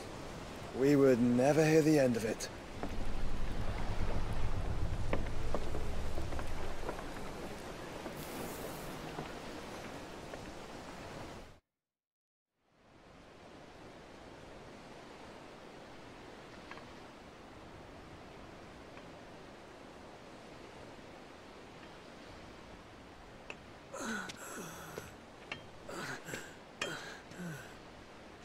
Great God of mercy.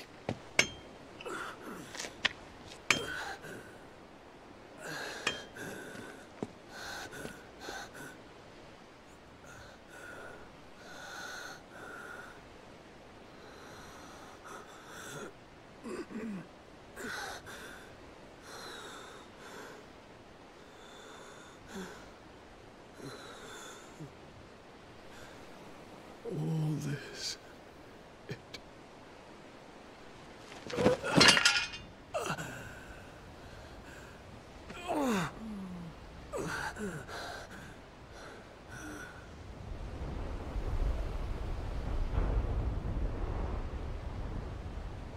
What have I done?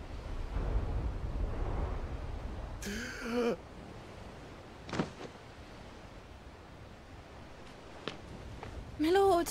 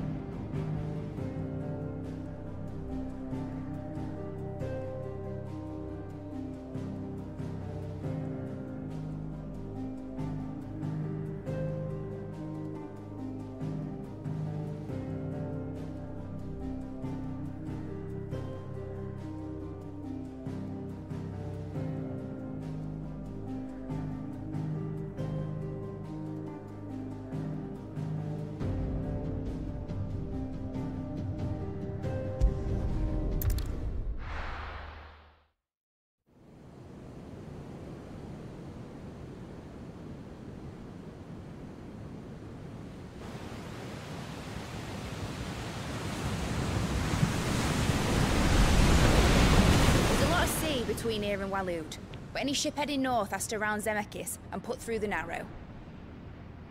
Maintain our current bearing north-northeast, and we'll catch the Black Galleon before she vanishes again.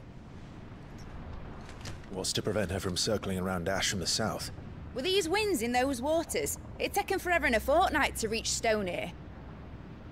Mid knows what she's talking about, Clive. Better than any of us lot, anyway. I say we do as she tells. Sails on the horizon. She's ours.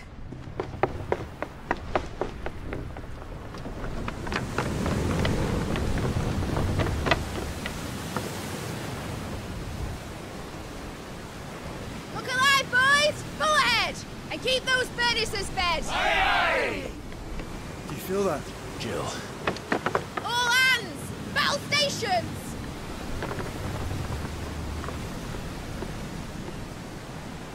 Let's see what this girl can do.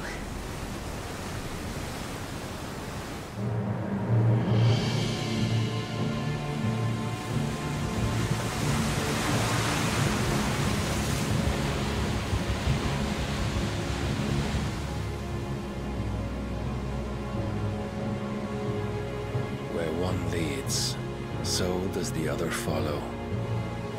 The bond of consciousness which joins them condemning both to the same fate. Yet my every attempt to strike it from their hearts serves only to tighten its hold.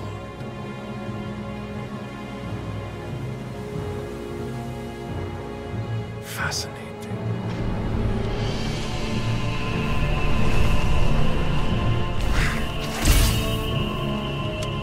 But then, there is naught my blade cannot sever.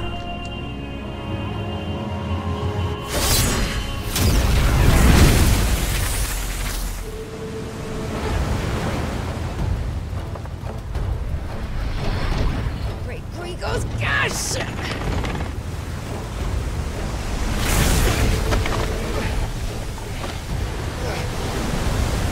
Barnabas.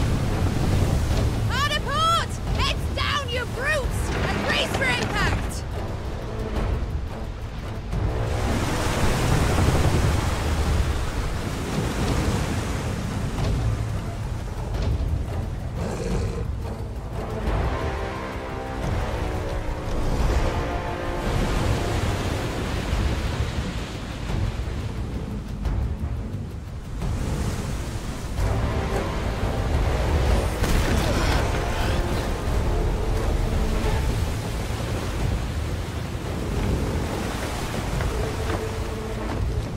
It's now or never. I'll find her.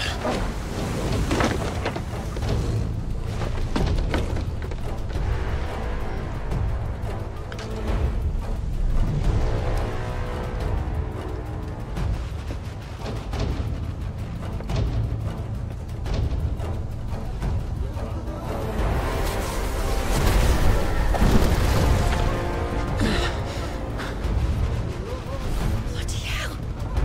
At the starboard!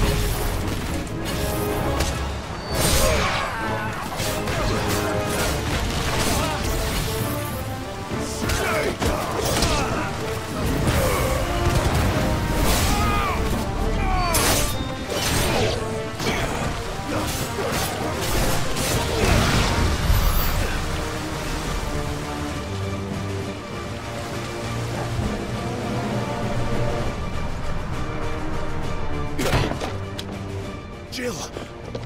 You came. Get back.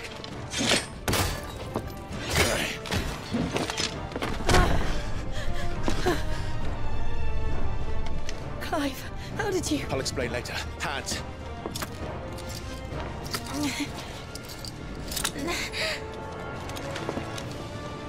Can you walk? Out of here I can.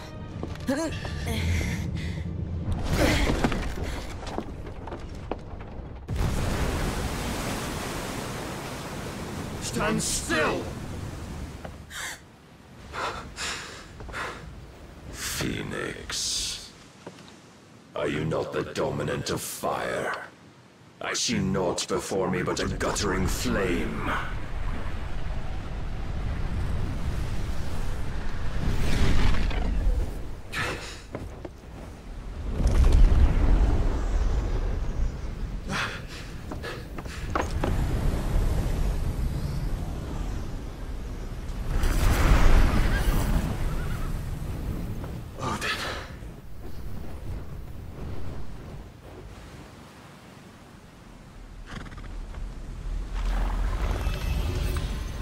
tarnished then.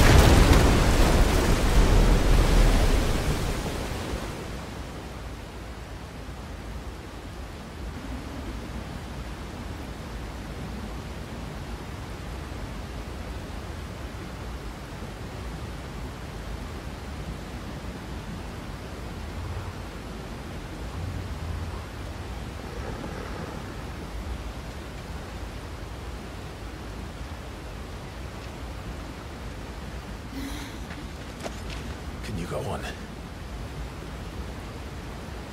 I think so.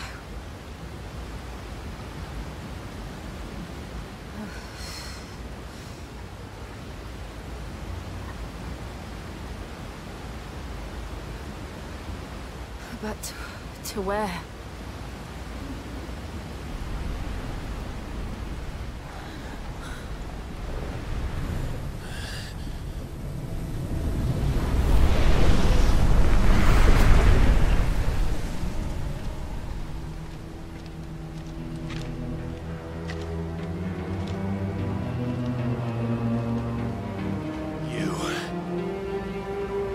What did you do to Joshua? The Phoenix? Oh, I expect he will survive. This consciousness in which you coil your feeble souls is grown thick with desperation. And thus has my master turned to my blade.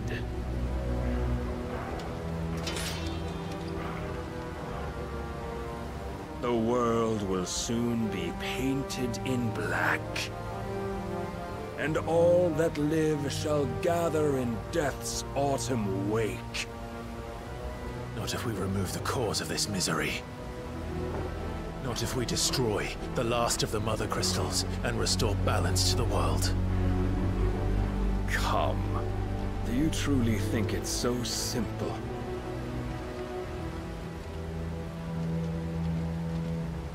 The Blight is inevitable. Not even the Almighty might stop its endless march. Your efforts will avail us naught. Naught, that is, but suffering. You must embrace the truth, Mythos. Accept your place with the Lord. Keep it. As long as there's a chance, there's a choice. Ever led astray by your blind resolve.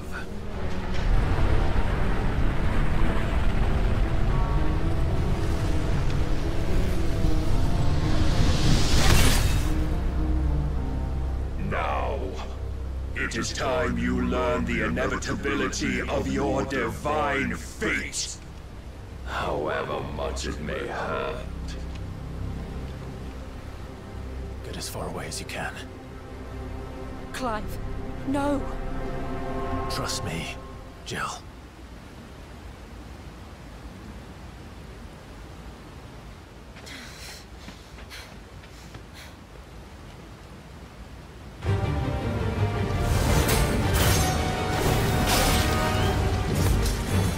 We don't have to do this. Oh, but we do. If only to remind you of your duty. In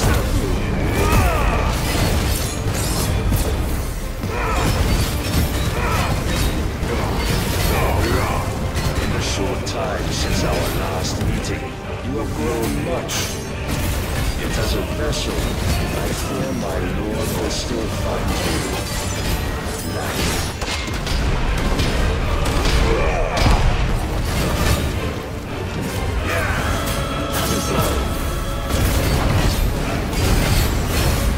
All this fire and fury, and for what? Stopping the light. A foolish notion fed to you by a foolish man. How dare you? You know naught of this world nor of our place in it. If our fates were so easily rewritten, we would all be gods. Razor Lord.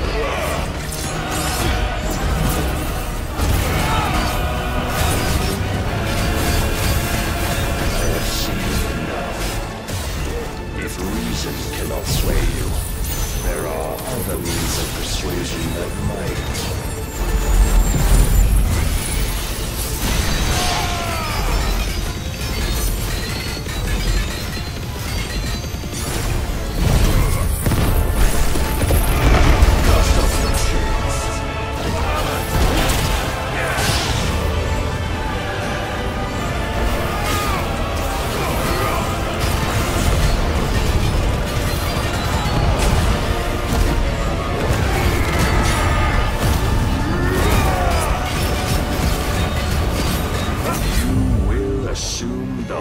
You've been given. And thus is the light of hope severed.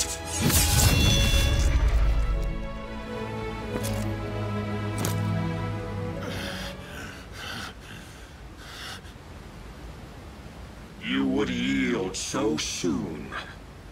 Never. Clive!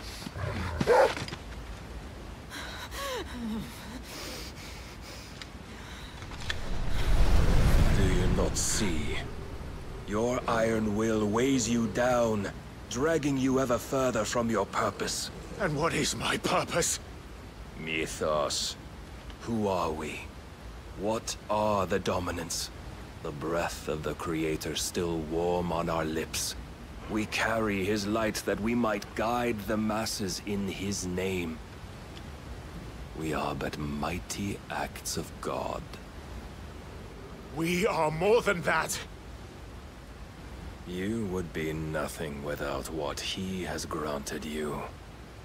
The power we wield is his, and yet every time we draw upon it, it wears away at our very being.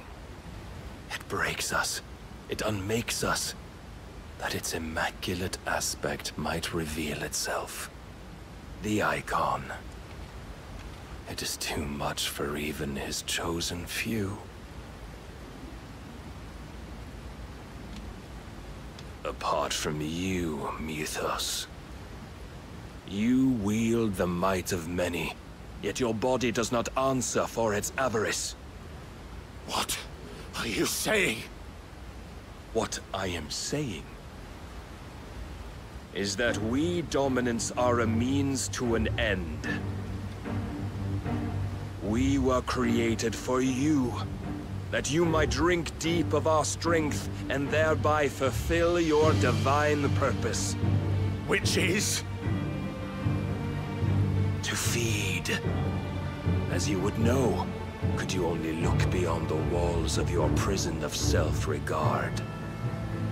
As long as you choose to ignore this, you shall never penetrate my defenses.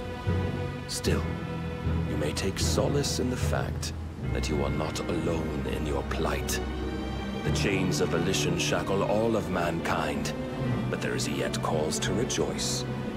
For the Lord, in his mercy, has taken pity on his flawed creations, and shall see them restored to their proper forms. And what exactly would that be? Why, loyal servants to God. No. Manners, Lord Rossfield? They are men, like you and me. Albeit one's unburdened by the wills that drive our kind to madness. They are pure. They are divine. You mean to turn everyone Akashic? Not turn, Mythos. Turn back. For too long has mankind been led astray by their clamorous wills. It is time they return to a world of quiet equality, where they might once more know salvation. Salvation? And abandon everything we hold dear? We don't need your salvation. We'll save ourselves, and we'll do it on our own terms. Not yours, and not your gods. With every defiant expression of your will, the tighter the chains of consciousness become. But perhaps that fact may be put to use.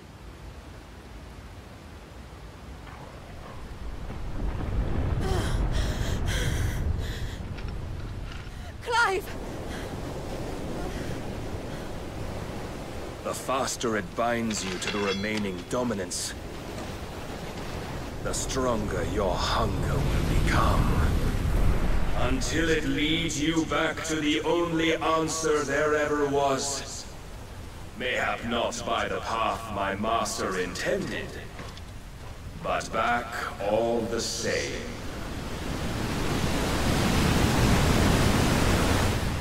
Ash is not far. I could freeze a path. You're in no fit state. Probably not, but I can try.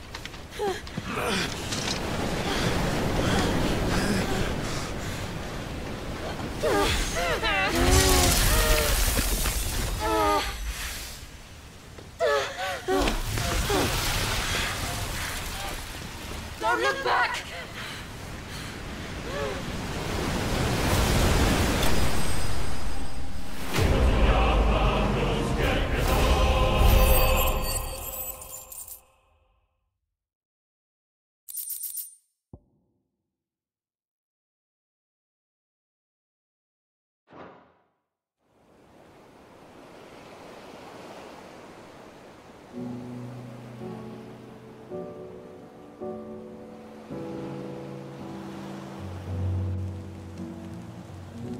I hope the others are safe.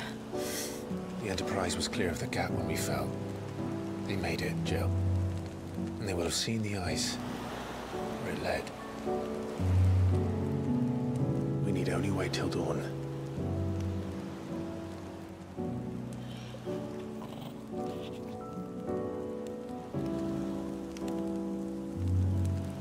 This is the second time Barnabas has bested me. I'm powerless against him.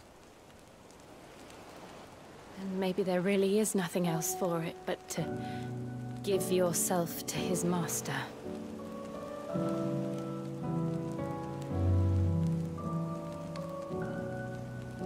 Only you won't do that. The Clive I know would never do that. So you believe? But do you really know me? If what Barnabas said was true, then I'm more monster than man. And each time I summon the flames from within, I burn away the things that make me who I am. Do you, though? Think of what you've used that power for. Of all the people you've saved. It doesn't matter how or by whom it was granted, only how you choose to use it. And you've chosen to use it for good, haven't you? I've also used it to kill. that's my purpose? What if it's all I'm good for?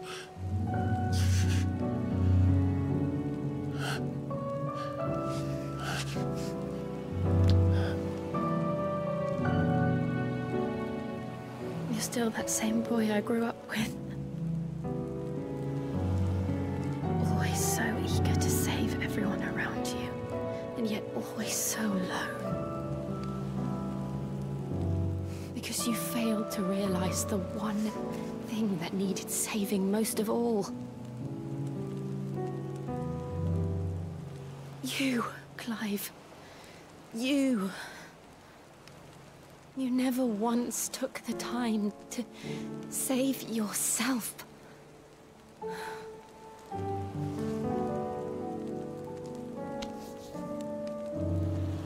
Myself? I think I might be beyond saving. No one is beyond saving, provided they want to be saved. You fight to survive. And you survive so that you may protect those you love. It's what you do. What you've always done.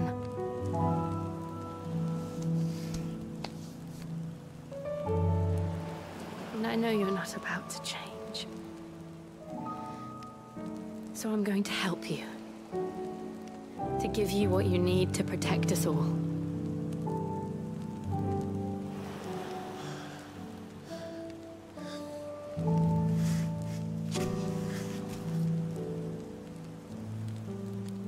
Jill. Are you sure?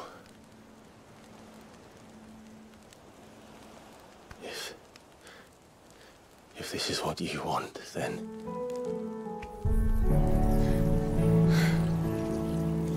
Don't worry, Clive. It is.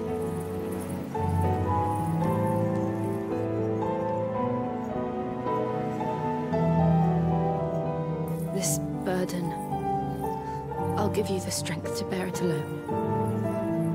But I'm not alone. These burdens I carry, my sins, my pain, my sorrow, I see now that they are all a part of me.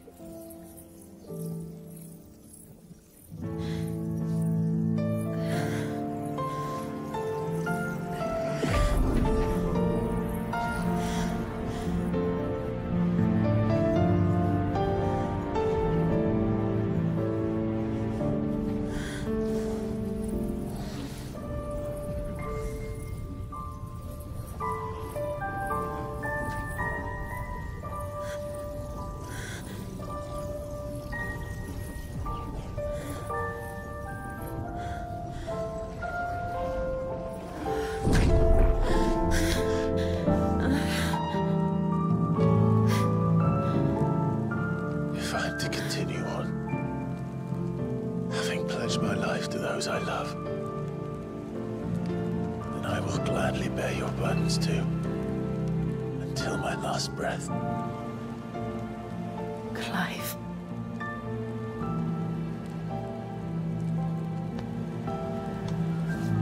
I promise you, Jill,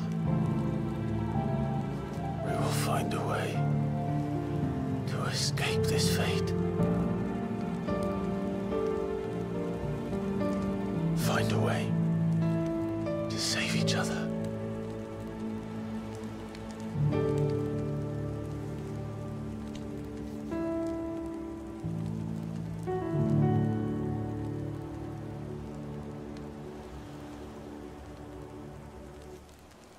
That we might one day look upon the moon again, together.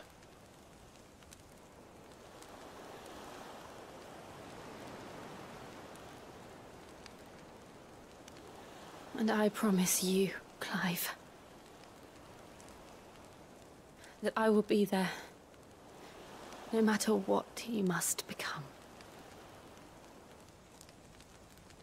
I know.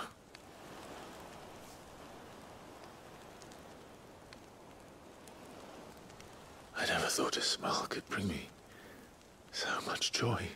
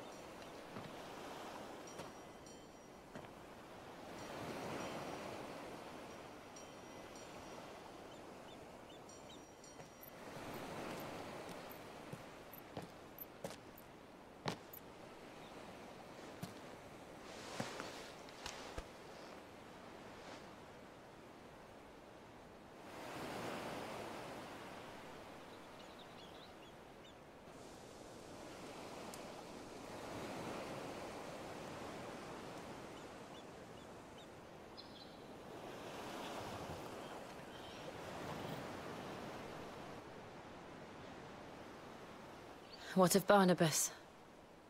Do we pursue him? No. Our paths will cross again soon enough. Whether we like it or not. Besides, there is something we must do first.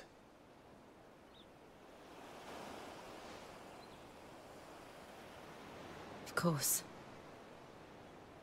Drake's spine. The last Mother Crystal. The Einherjar is at the bottom of the sea. Waloed won't dare move on Storm without her. But they know we're coming now. We'll need a plan. And a damn good one at that. Then let's go home and find one. Ash will have to wait.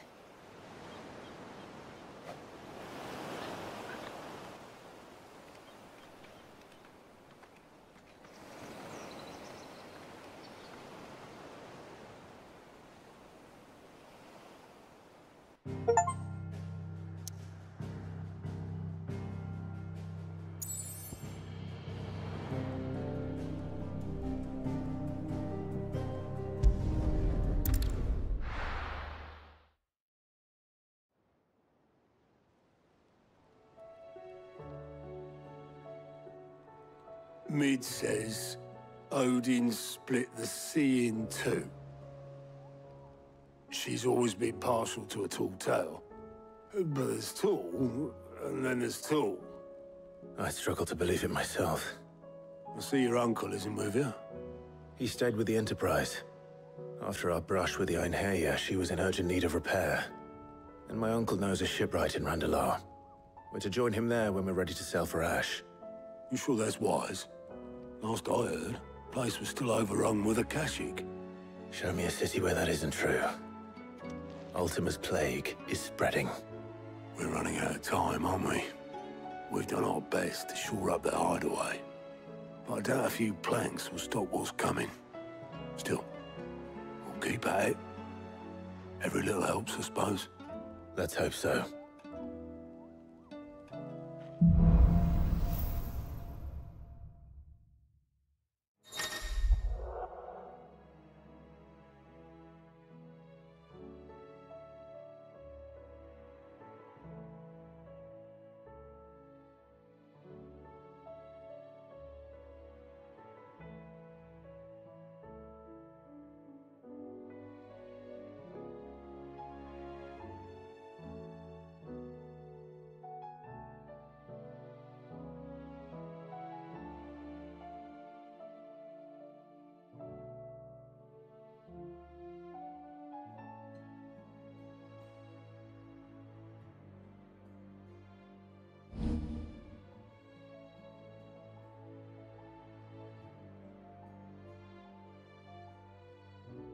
should visit Joshua. Assuming Ty will allow it.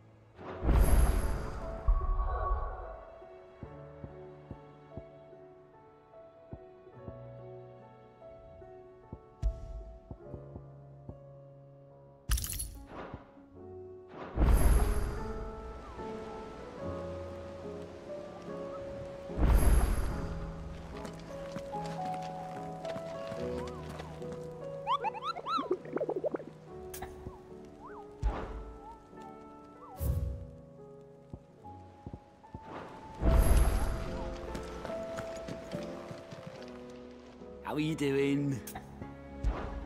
Here you go.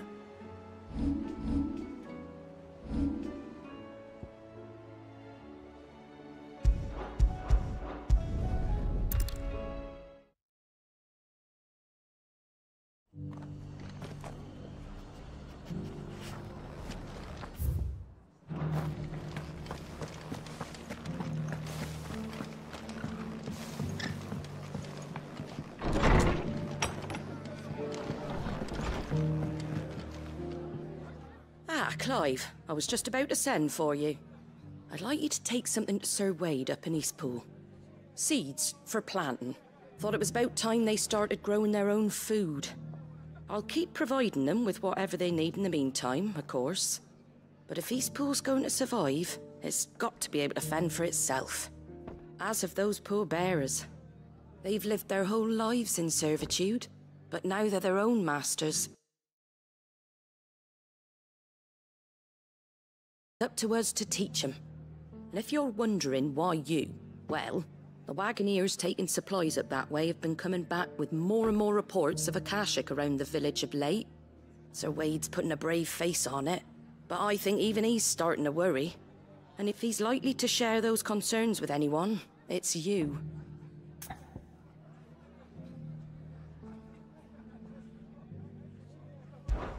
All right. Thanks. Wouldn't ask if I didn't have to. There. That should be enough to keep them in Gazal Greens for a few years at least. Gazal Greens? Not the most mouth-watering crop, I'll admit. But they're hardy, they grow fast, and they fill a hole.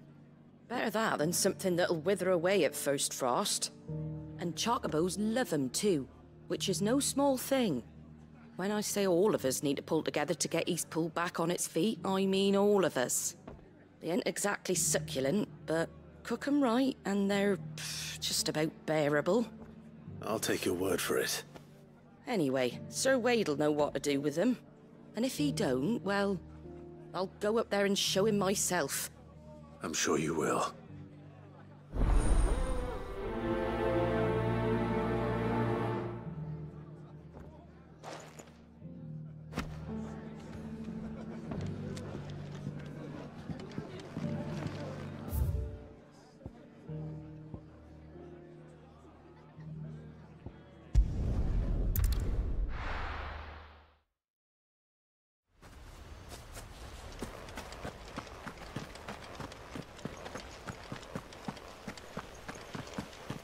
The Guardian saying you're supposed to...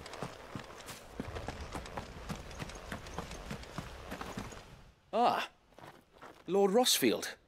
What brings you to Eastpool? A delivery from Martha.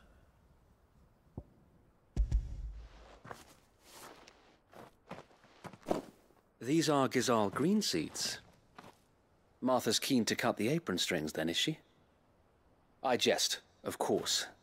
You see, I had thought we might be able to revive the old wheat fields, but they'd long since gone to seed, only without the seeds. Martha was hoping you might be able to show the bearers how to plant and tend these, so that they'll be able to fend for themselves. That's not a bad idea. These bearers had only recently escaped their bonds before we brought them here. They know little of freedom, of providing for themselves and their loved ones. Unless we teach them how to live like free men, I fear that all we have achieved in bringing them here is to exchange one master for another.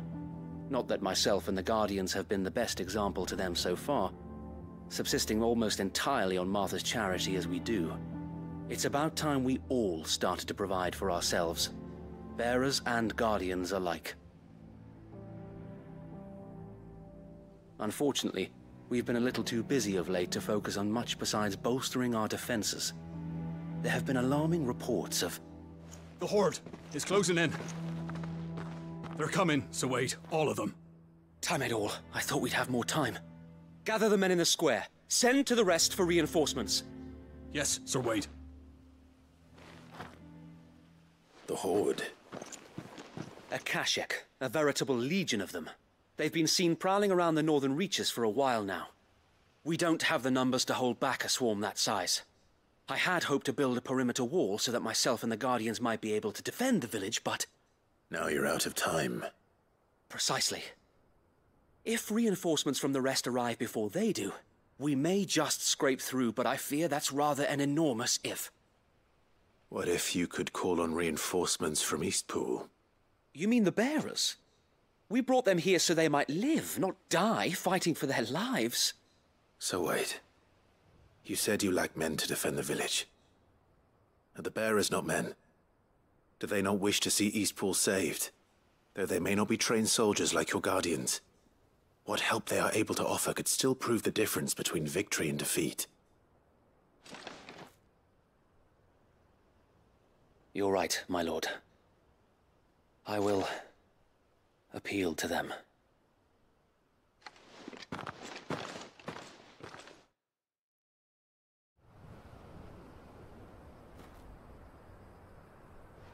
My friends, I humbly beg your aid. We Guardians are few and our enemies many. But I swear we can defeat them with you at our side. You would send us to the slaughter. To serve as bait for those fiends so that you and your men might be spared. And to think we trusted you. Say what you will. A home is not worth dying for. But it is worth fighting for. Sir Wade fights to give you lot a chance. Just like I do. Just like Sid does. We all wanted to give you a home where you could be free. And you got one, didn't you? This place, Eastpool. This is your village. Your home. And if you don't fight to protect what's yours, you'll lose it. You know I'm right. This world wants to take everything from you. Everything. Your homes, your freedom, your very lives. So then, are you going to stand by and let that happen to you?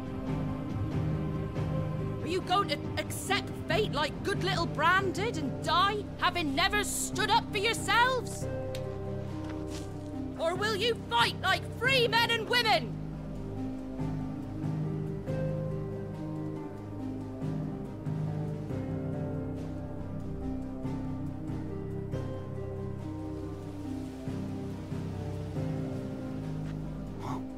What are you doing? All right.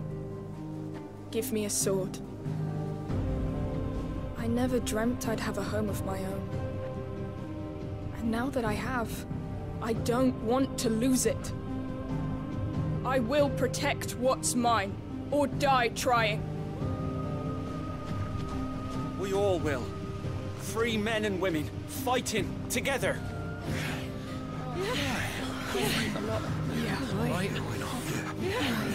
For Eastpool! For Eastpool!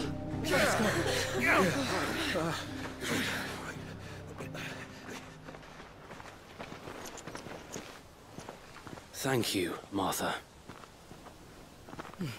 Don't mention it. Just promise me one thing. That you'll show them how freeborn fight. Gladly.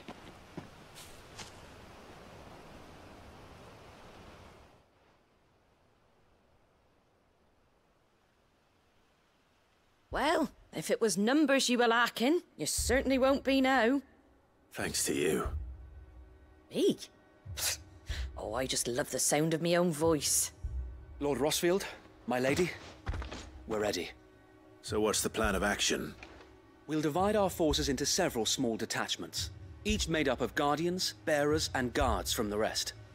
These will position themselves at strategic points around the village. Upon engaging with the Akashic, each detachment will keep the creatures occupied as best they can, steadily retreating all the while. You're going to lure them into the village? I am. We will have neither the time nor the resources to treat the wounded, so injuries must be avoided at all costs. Instead, we will focus purely on defense at first. By coordinating our withdrawal through the use of messengers drawn from among the bearers, we will aim to have the swarm converge at a point of our choosing. With luck, that point will be the village square, the perfect place for our most able warriors to surround them and fall upon them, and for you and I to finish them off. A sound plan, but one that'll require a leader with a cool head and strong nerves to coordinate the retreat. I'd say you have both in abundance, Sir Wade, but you'll be needed. Please, leave the last of the fighting to me. Ha! And let you have all the glory. Sir Wade! They're here! Then you know what you must do. We work together, everyone playing their part, each shielding the other that no man might fall, that Eastpool might live on. For Rosaria! For Rosaria! We've no time to argue, my lord. I'll do as you ask. And I will do as you ask.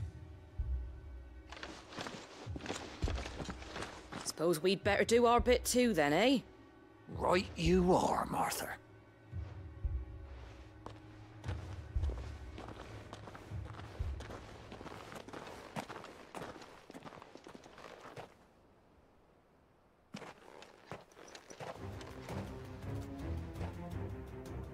The calm before the storm.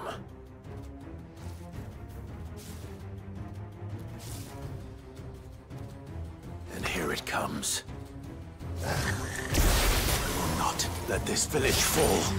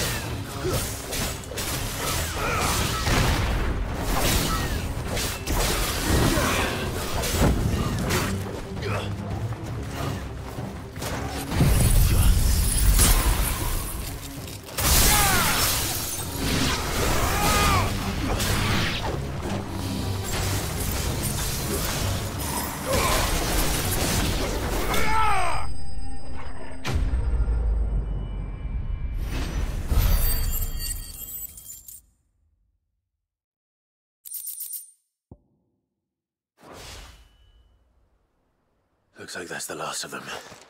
Lord Rossfield! Change of plan! What is it? Owl from the rest. An Akashic curl's been sighted on Rhiannon's ride and is headed in their direction. Well, the better half of her guard is here. So wait, how many Akashic remain in Eastpool? Hard to say. My men are still facing some resistance, but I think the worst is behind us. I could order a detachment or two to fall back and... No. Let them finish the job. You stay here too, Sir Wade. Your men need you. I'll go after the Curl. Join me only when Eastpool is won. If you're sure, my lord. May the Founder protect you.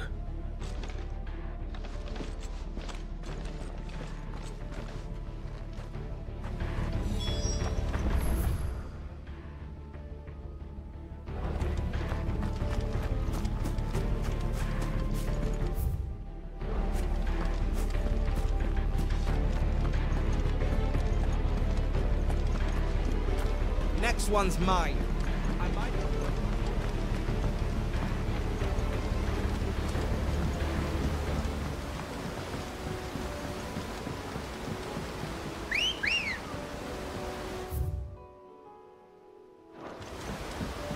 Come on.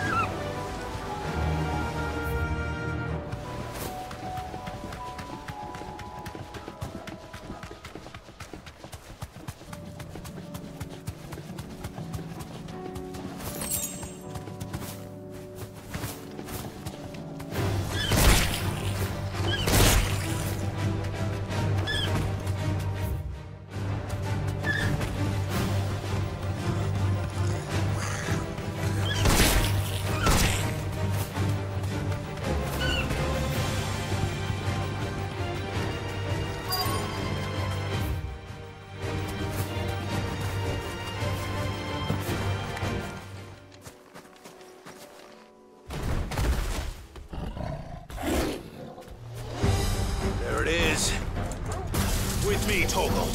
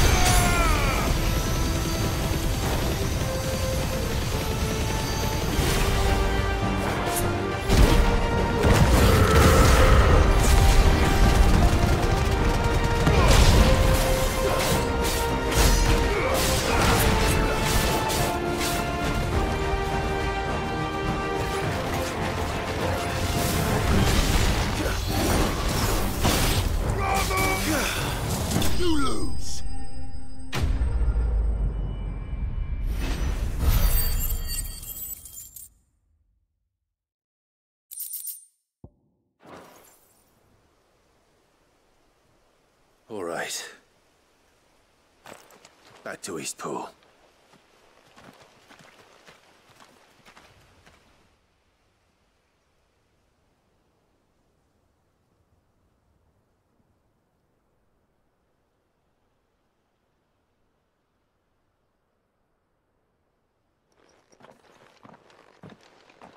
Lord Rossfield, the Curl, is it? It's dead. Thank the Founder for that. And for you, my lord. We were able to eradicate the rest of the Horde. I have guardians posted around the village to keep watch for further attacks, but all seems quiet for now. I hesitate to say it, but I think it might be over. I think it might.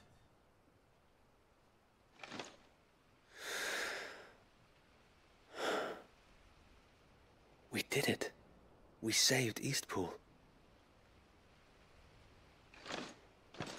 Thank you, my friends. Thank you. No, Sir Wade, it's us who should be thanking you. You brought us together, showed us what it means to fight for what you hold dear. We never had nothing to call our own before. We didn't know what it meant to protect it, but now we do. We really do. Forgive us, Sir Wade. You and your people saved us, and still we doubted you. But there's no doubt in my mind anymore. We're free men now, so we have to start acting like it. We have to fight to protect what's ours, to protect Eastpool. And we shall. We all shall. Together. This is our home. And if anyone or anything tries to take it away, they'll have us to answer to. Come on then. Let's get to work. This village isn't gonna rebuild itself.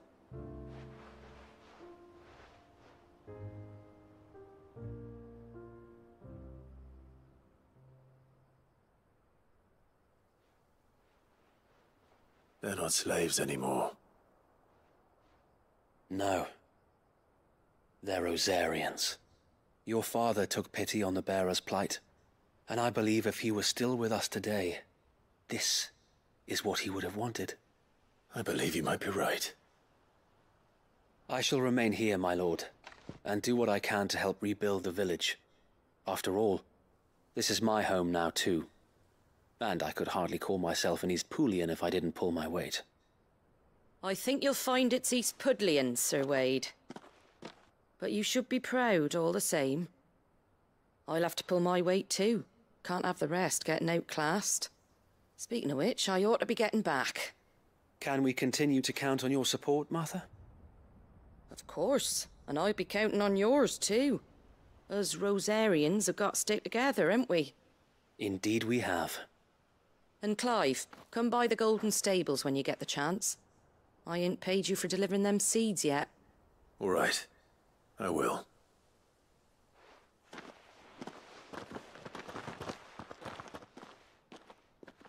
Lord Rossfield, do you remember our very first mission together?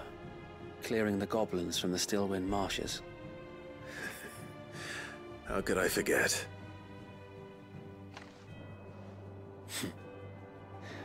There's one sight that I shall never forget. You, facing off against that giant Morble. Not a trace of fear on your face. Since that day, there have been more than a few times when I felt like giving up. When the odds seemed so stacked in the enemy's favor, I thought I may as well just lay down my sword and surrender. But every time, I would think back to the look in your eyes that day and remember what it means to be a shield. Know that whatever trials Eastpool may face, I shall never lose courage. Thanks to you. So Wade, you have always been a true shield. I know that Eastpool, and indeed all of Rosaria, will be safe in your hands. Thank you, my lord. I know the rest of the world will be safe in yours. I'll do my best.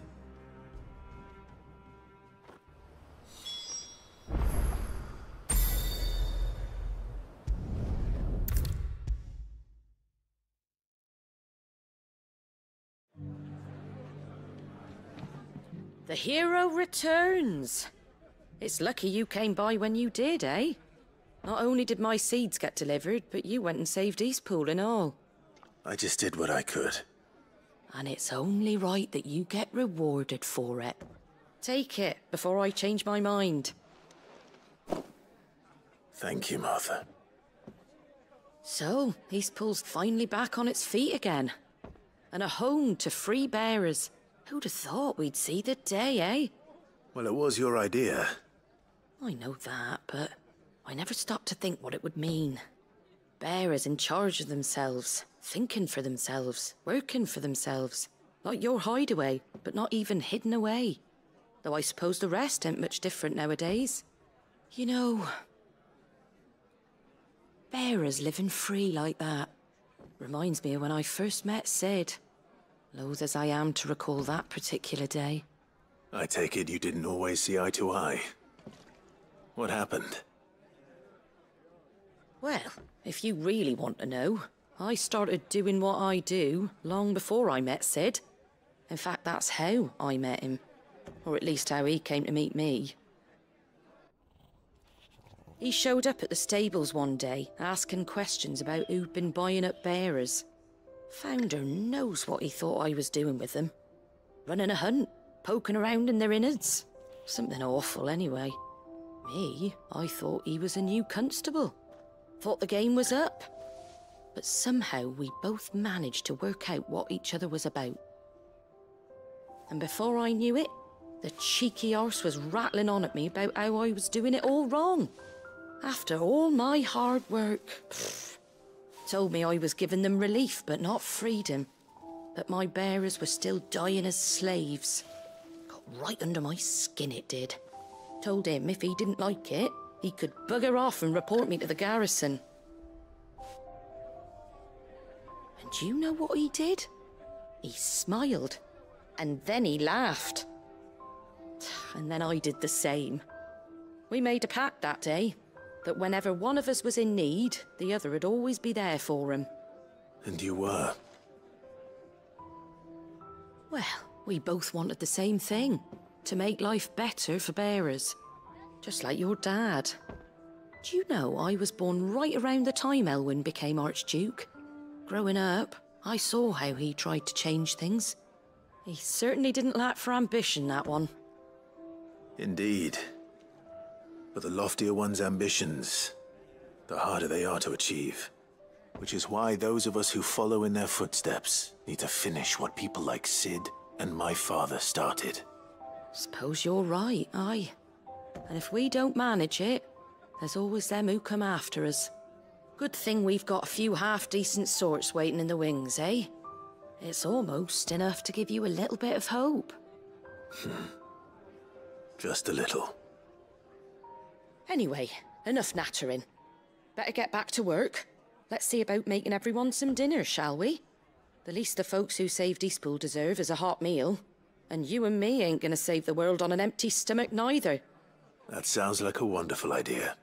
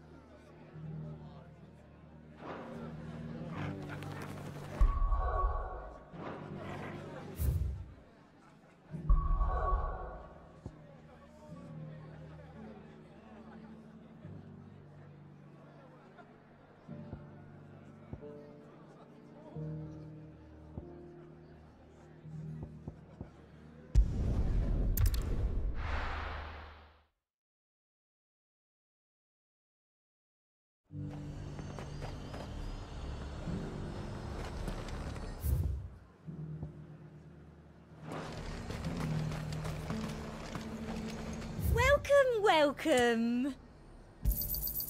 You've a keen eye. An excellent choice. Why, your stall is...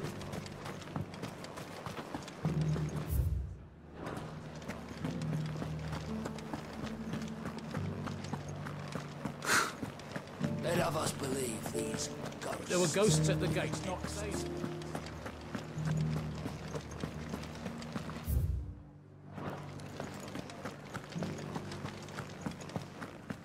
Those things I said before. So many were injured. Oh, Clive. What am I to do? My wards and I may soon be without a home. What's happened? The High Cardinal has descended from his lofty throne and taken up residence here in Northreach. The High Cardinal? Leader of the Council of Elders, second only to his Radiance at the head of the Imperial government. Not that any of those things still exist. Now he goes by his noble title, the Duke of Oriflamme. And what does he want with Northreach? He wants to transform it into a military stronghold, a foundation upon which to build a new Sambrec. He's already secured the support of the various army remnants, with promises that they shall be afforded the respect they deserve in his empire. One built on the confiscated property of the people. He would rob the populace to pay for it. Believe me, I have used every means of persuasion to discourage him from this folly. But for whatever reason, he will not listen to me. What does Captain Philippe make of this? When the town was under attack, it was him the soldiers rallied around. Couldn't he use that influence again? How? By speaking out against one of the most powerful men in Sambrec. A man whose stated aim is to revive the empire Philippe's comrades swore to serve, and to improve the soldiers' lot within it.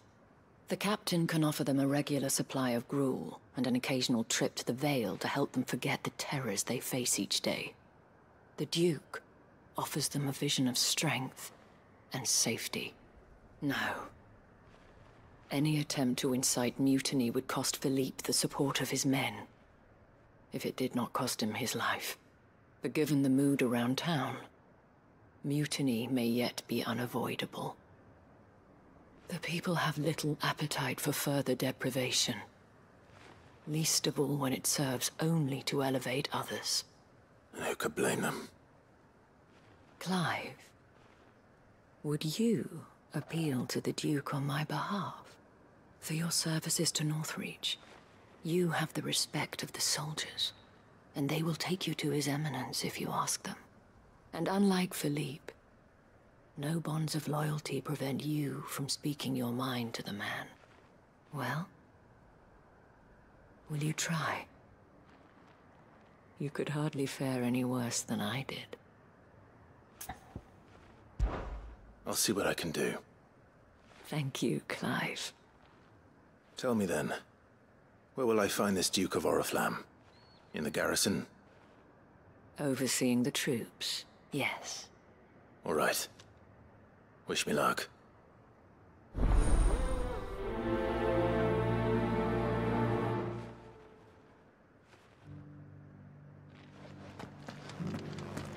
I may have met this Duke before, at the Remembrance Ceremony. Let's hope I didn't make a strong impression.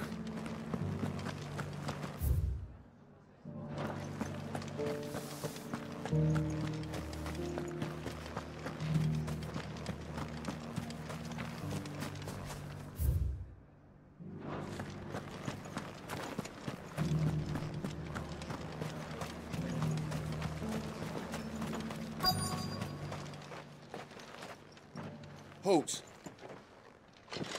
Oh, sorry about that. You're the dame's man, aren't you? You got some business with the captain? No, actually. With the Duke. I was hoping I might be able to speak with him. We're under orders not to let any civilians pass. But you should be all right. His Eminence has heard all about you and your heroics. Wait here. I'll go and ask.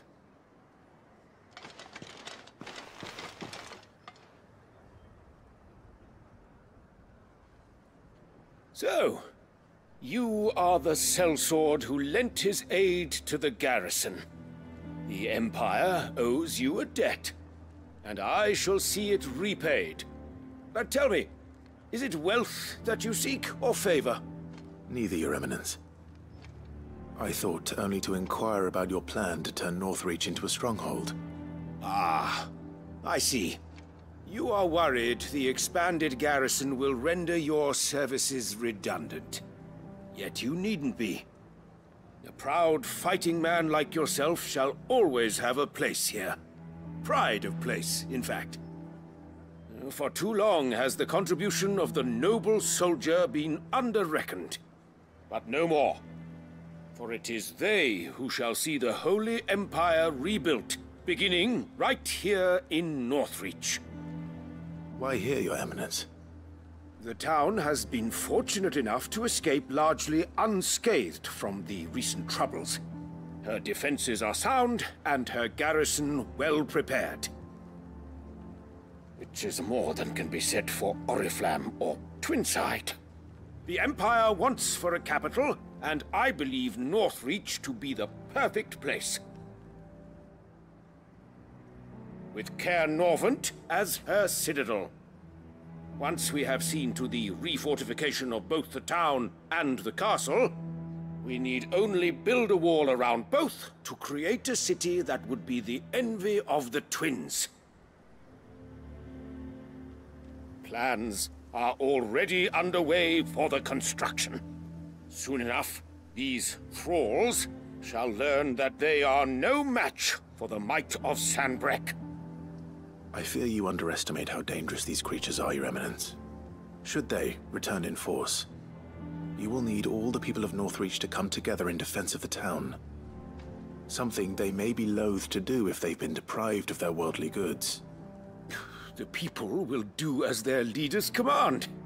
If Sanbreque is to be rebuilt, she will require a functioning government. One whose authority is beyond question. That is why this levy is necessary. So that any man who wishes to join the army might do so and be fed, outfitted, and paid as befits a defender of the Empire. And yet there are those who persist in peddling the treasonous lie that I seek to steal from the people and drive them from their homes. I suspect they're afraid of losing what little they have left. Precisely. The common folk have little and less, and you mean to deprive them of even that. You would sow the seeds of your new empire in your own salted earth. Sabine, we have discussed this. Yes, and I told you then how putting the empire before her citizens would lead only to revolt. Without an empire, there are no citizens. And in yours, there will be only beggars. Is that what Griga wills for her people? Do not take her name in vain, Sabine. I'll come back later. A citizens' revolt. I wonder what the people really think of the Duke's plan. It wouldn't hurt to ask them, I suppose. Let's begin with those on the other side of the wall.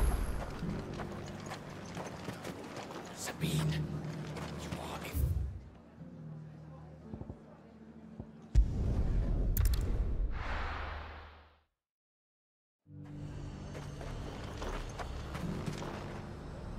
I've been hearing a lot of talk about a certain Duke. Nothing good, I'll wager. Going around acting like he owns the place. And with hardly a word to the dame. This is her town, not his. I take it you'd rather she was in charge. As far as I'm concerned, she still is. Just need his eminence to sod off back to Oriflamme. Why? You stole this.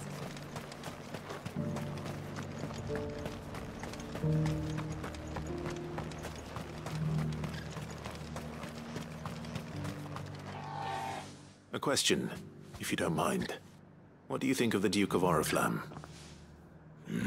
Don't get me started. You build a life for yourself somewhere, only for some noble to turn up and tell you you've got to hand it all over to him. If he thinks his name and his chains give him the right to empty our purses, he's in for a rude awakening. We'll do whatever it takes to keep what's ours. Whatever it takes.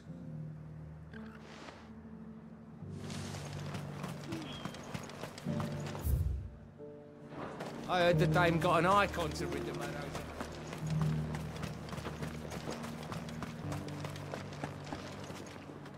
All right there. What is it you're after, sir? Just your opinion, actually. I wondered what you thought of the Duke of Oriflamme. Oh, him. Not much. None of us traders do. It's thanks to nobles like him that we had to set up shop this side of the wall in the first place. Couldn't have the rabble getting any closer to the holy capital, could they? And now he's trying to drive us out completely, threatening to take everything we got from us if we don't clear off. If the dame said she wanted him run out of town, I'd be straight through that checkpoint, tar bucket in hand. Well, the people seem united enough. What about the soldiers? But there were ghosts at the gates, not days. You needn't fret. The creatures have been...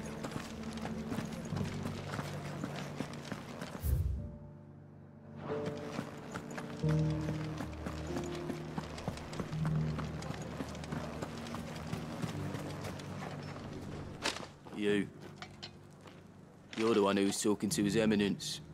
On the dame's behalf, yes. I was trying to persuade him not to take the people's goodwill for granted, but it seems my words fell on deaf ears. What do you think of his plans? I'm a soldier, mate. He tells me what to do, not the other way round. Listen, I've got nothing but respect for the dame, but I've got a family to look after. That's where my loyalties lie, not with the town or the Empire, but with my wife and children. If the Duke can get us the men and the equipment we need to fight off those blue-skinned bastards, I don't care how he does it.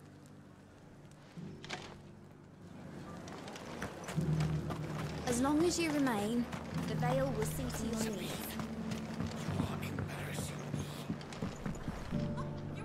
I hear the Duke of Oriflamme plans to turn this town into some sort of fortress. Do you think that's a good idea? It's not for me to say.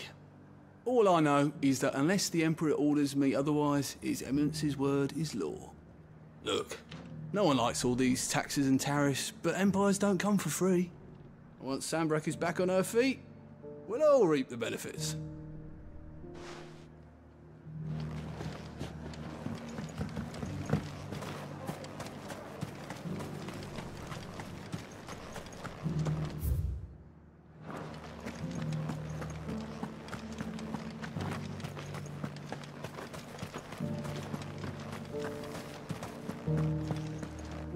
Excuse me, do you have a moment? I wondered if you'd mind sharing your thoughts on the Duke of Oriflamme. Well, he's made a lot of enemies coming in the way he did. I mean, look around us. You can see the state the realm's in. The traders might not like having the screws put on them, but if they volunteered a few more of their hard-earned gil before things got bad, maybe they wouldn't have to. I think the Duke's got a point when he says rebuilding the Empire's the best way of making sure we're all protected. And if that means people who don't know one end of a sword from another have to make way for those who do, well, that's just how it goes. Let's see what Philippe makes of all this.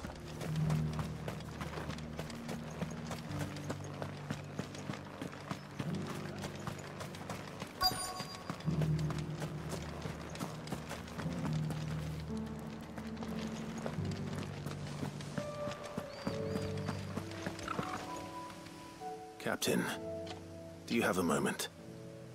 For you? Certainly. Clive, wasn't it? Thank you for last time. How can I help you? I wanted to ask you about the Duke of Oriflamme. Do you intend to go along with his plan? But to tell you the truth, I'm in two minds. It's my sworn duty as a captain of the Imperial Army to obey his orders. But I can't say I agree with him. Philippe, I remember you saying that you became a soldier to protect the people you loved. The Dame included. That's right, I did. Well, she doesn't agree with the Duke's orders either. She thinks they could tear Northreach apart.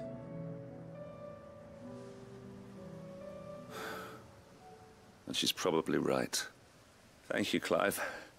I know what I need to do now. Protecting the people I love is what matters. Doesn't matter how. Well, duty calls, so I better go. Thanks again.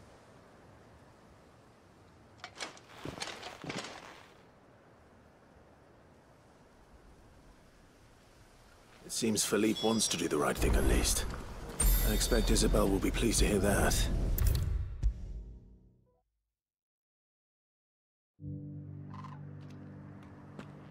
Ah, Clive.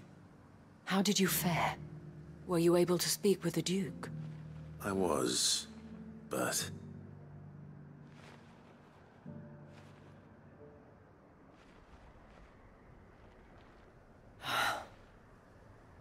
So Northreach is to be a fortress after all.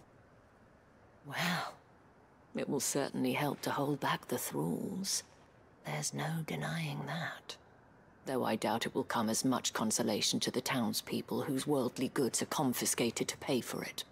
They deserve to be heard, Clive. To have a say in this new empire the Duke means to build. Sadly, His Eminence values their obedience more than their opinions, and hopes to reassert the authority of the state. I fear he sees the people as mere pawns on his chessboard to be sacrificed for the greater good. Needless to say, they themselves are of a different opinion, and would rather their destinies were in your hands. The soldiers, meanwhile, are content to follow their orders. And not just because of the Duke's rank, but because of his vision. I thought as much. Had I sworn to protect Sanbreque, I dare say I too would want nothing more than to see it rise from the ashes. Thank you for trying. But the battle is lost. I don't know about that. What happened to your uniform? I handed it in, along with my resignation. Told the lads I wished them well, but that I owe it to those I love to call it a day. But why? Because I realize what really matters to me. Not following some nobleman's orders for the sake of it, but protecting what I care about. Protecting Northreach. I honestly don't know when those monsters will return, but I'm certain they're not finished with us yet. And when they do come back, we need to be ready for them. We need to stand together, all of us. And with you to lead us, milady, I reckon we can do it. It was you who finally convinced me, Clive. There's no point following orders if they go against everything you believe. Indeed. All of us, standing together. That has always been Northreach's best hope, and one which still lies within our grasp.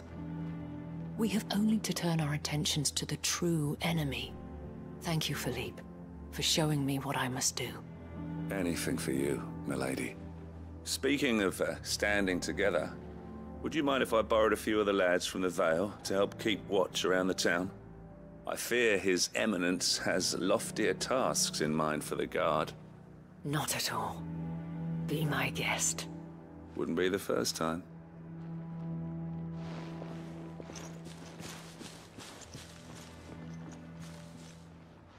There may be hope for Northreach yet. Especially with men like you and Philippe to champion our cause.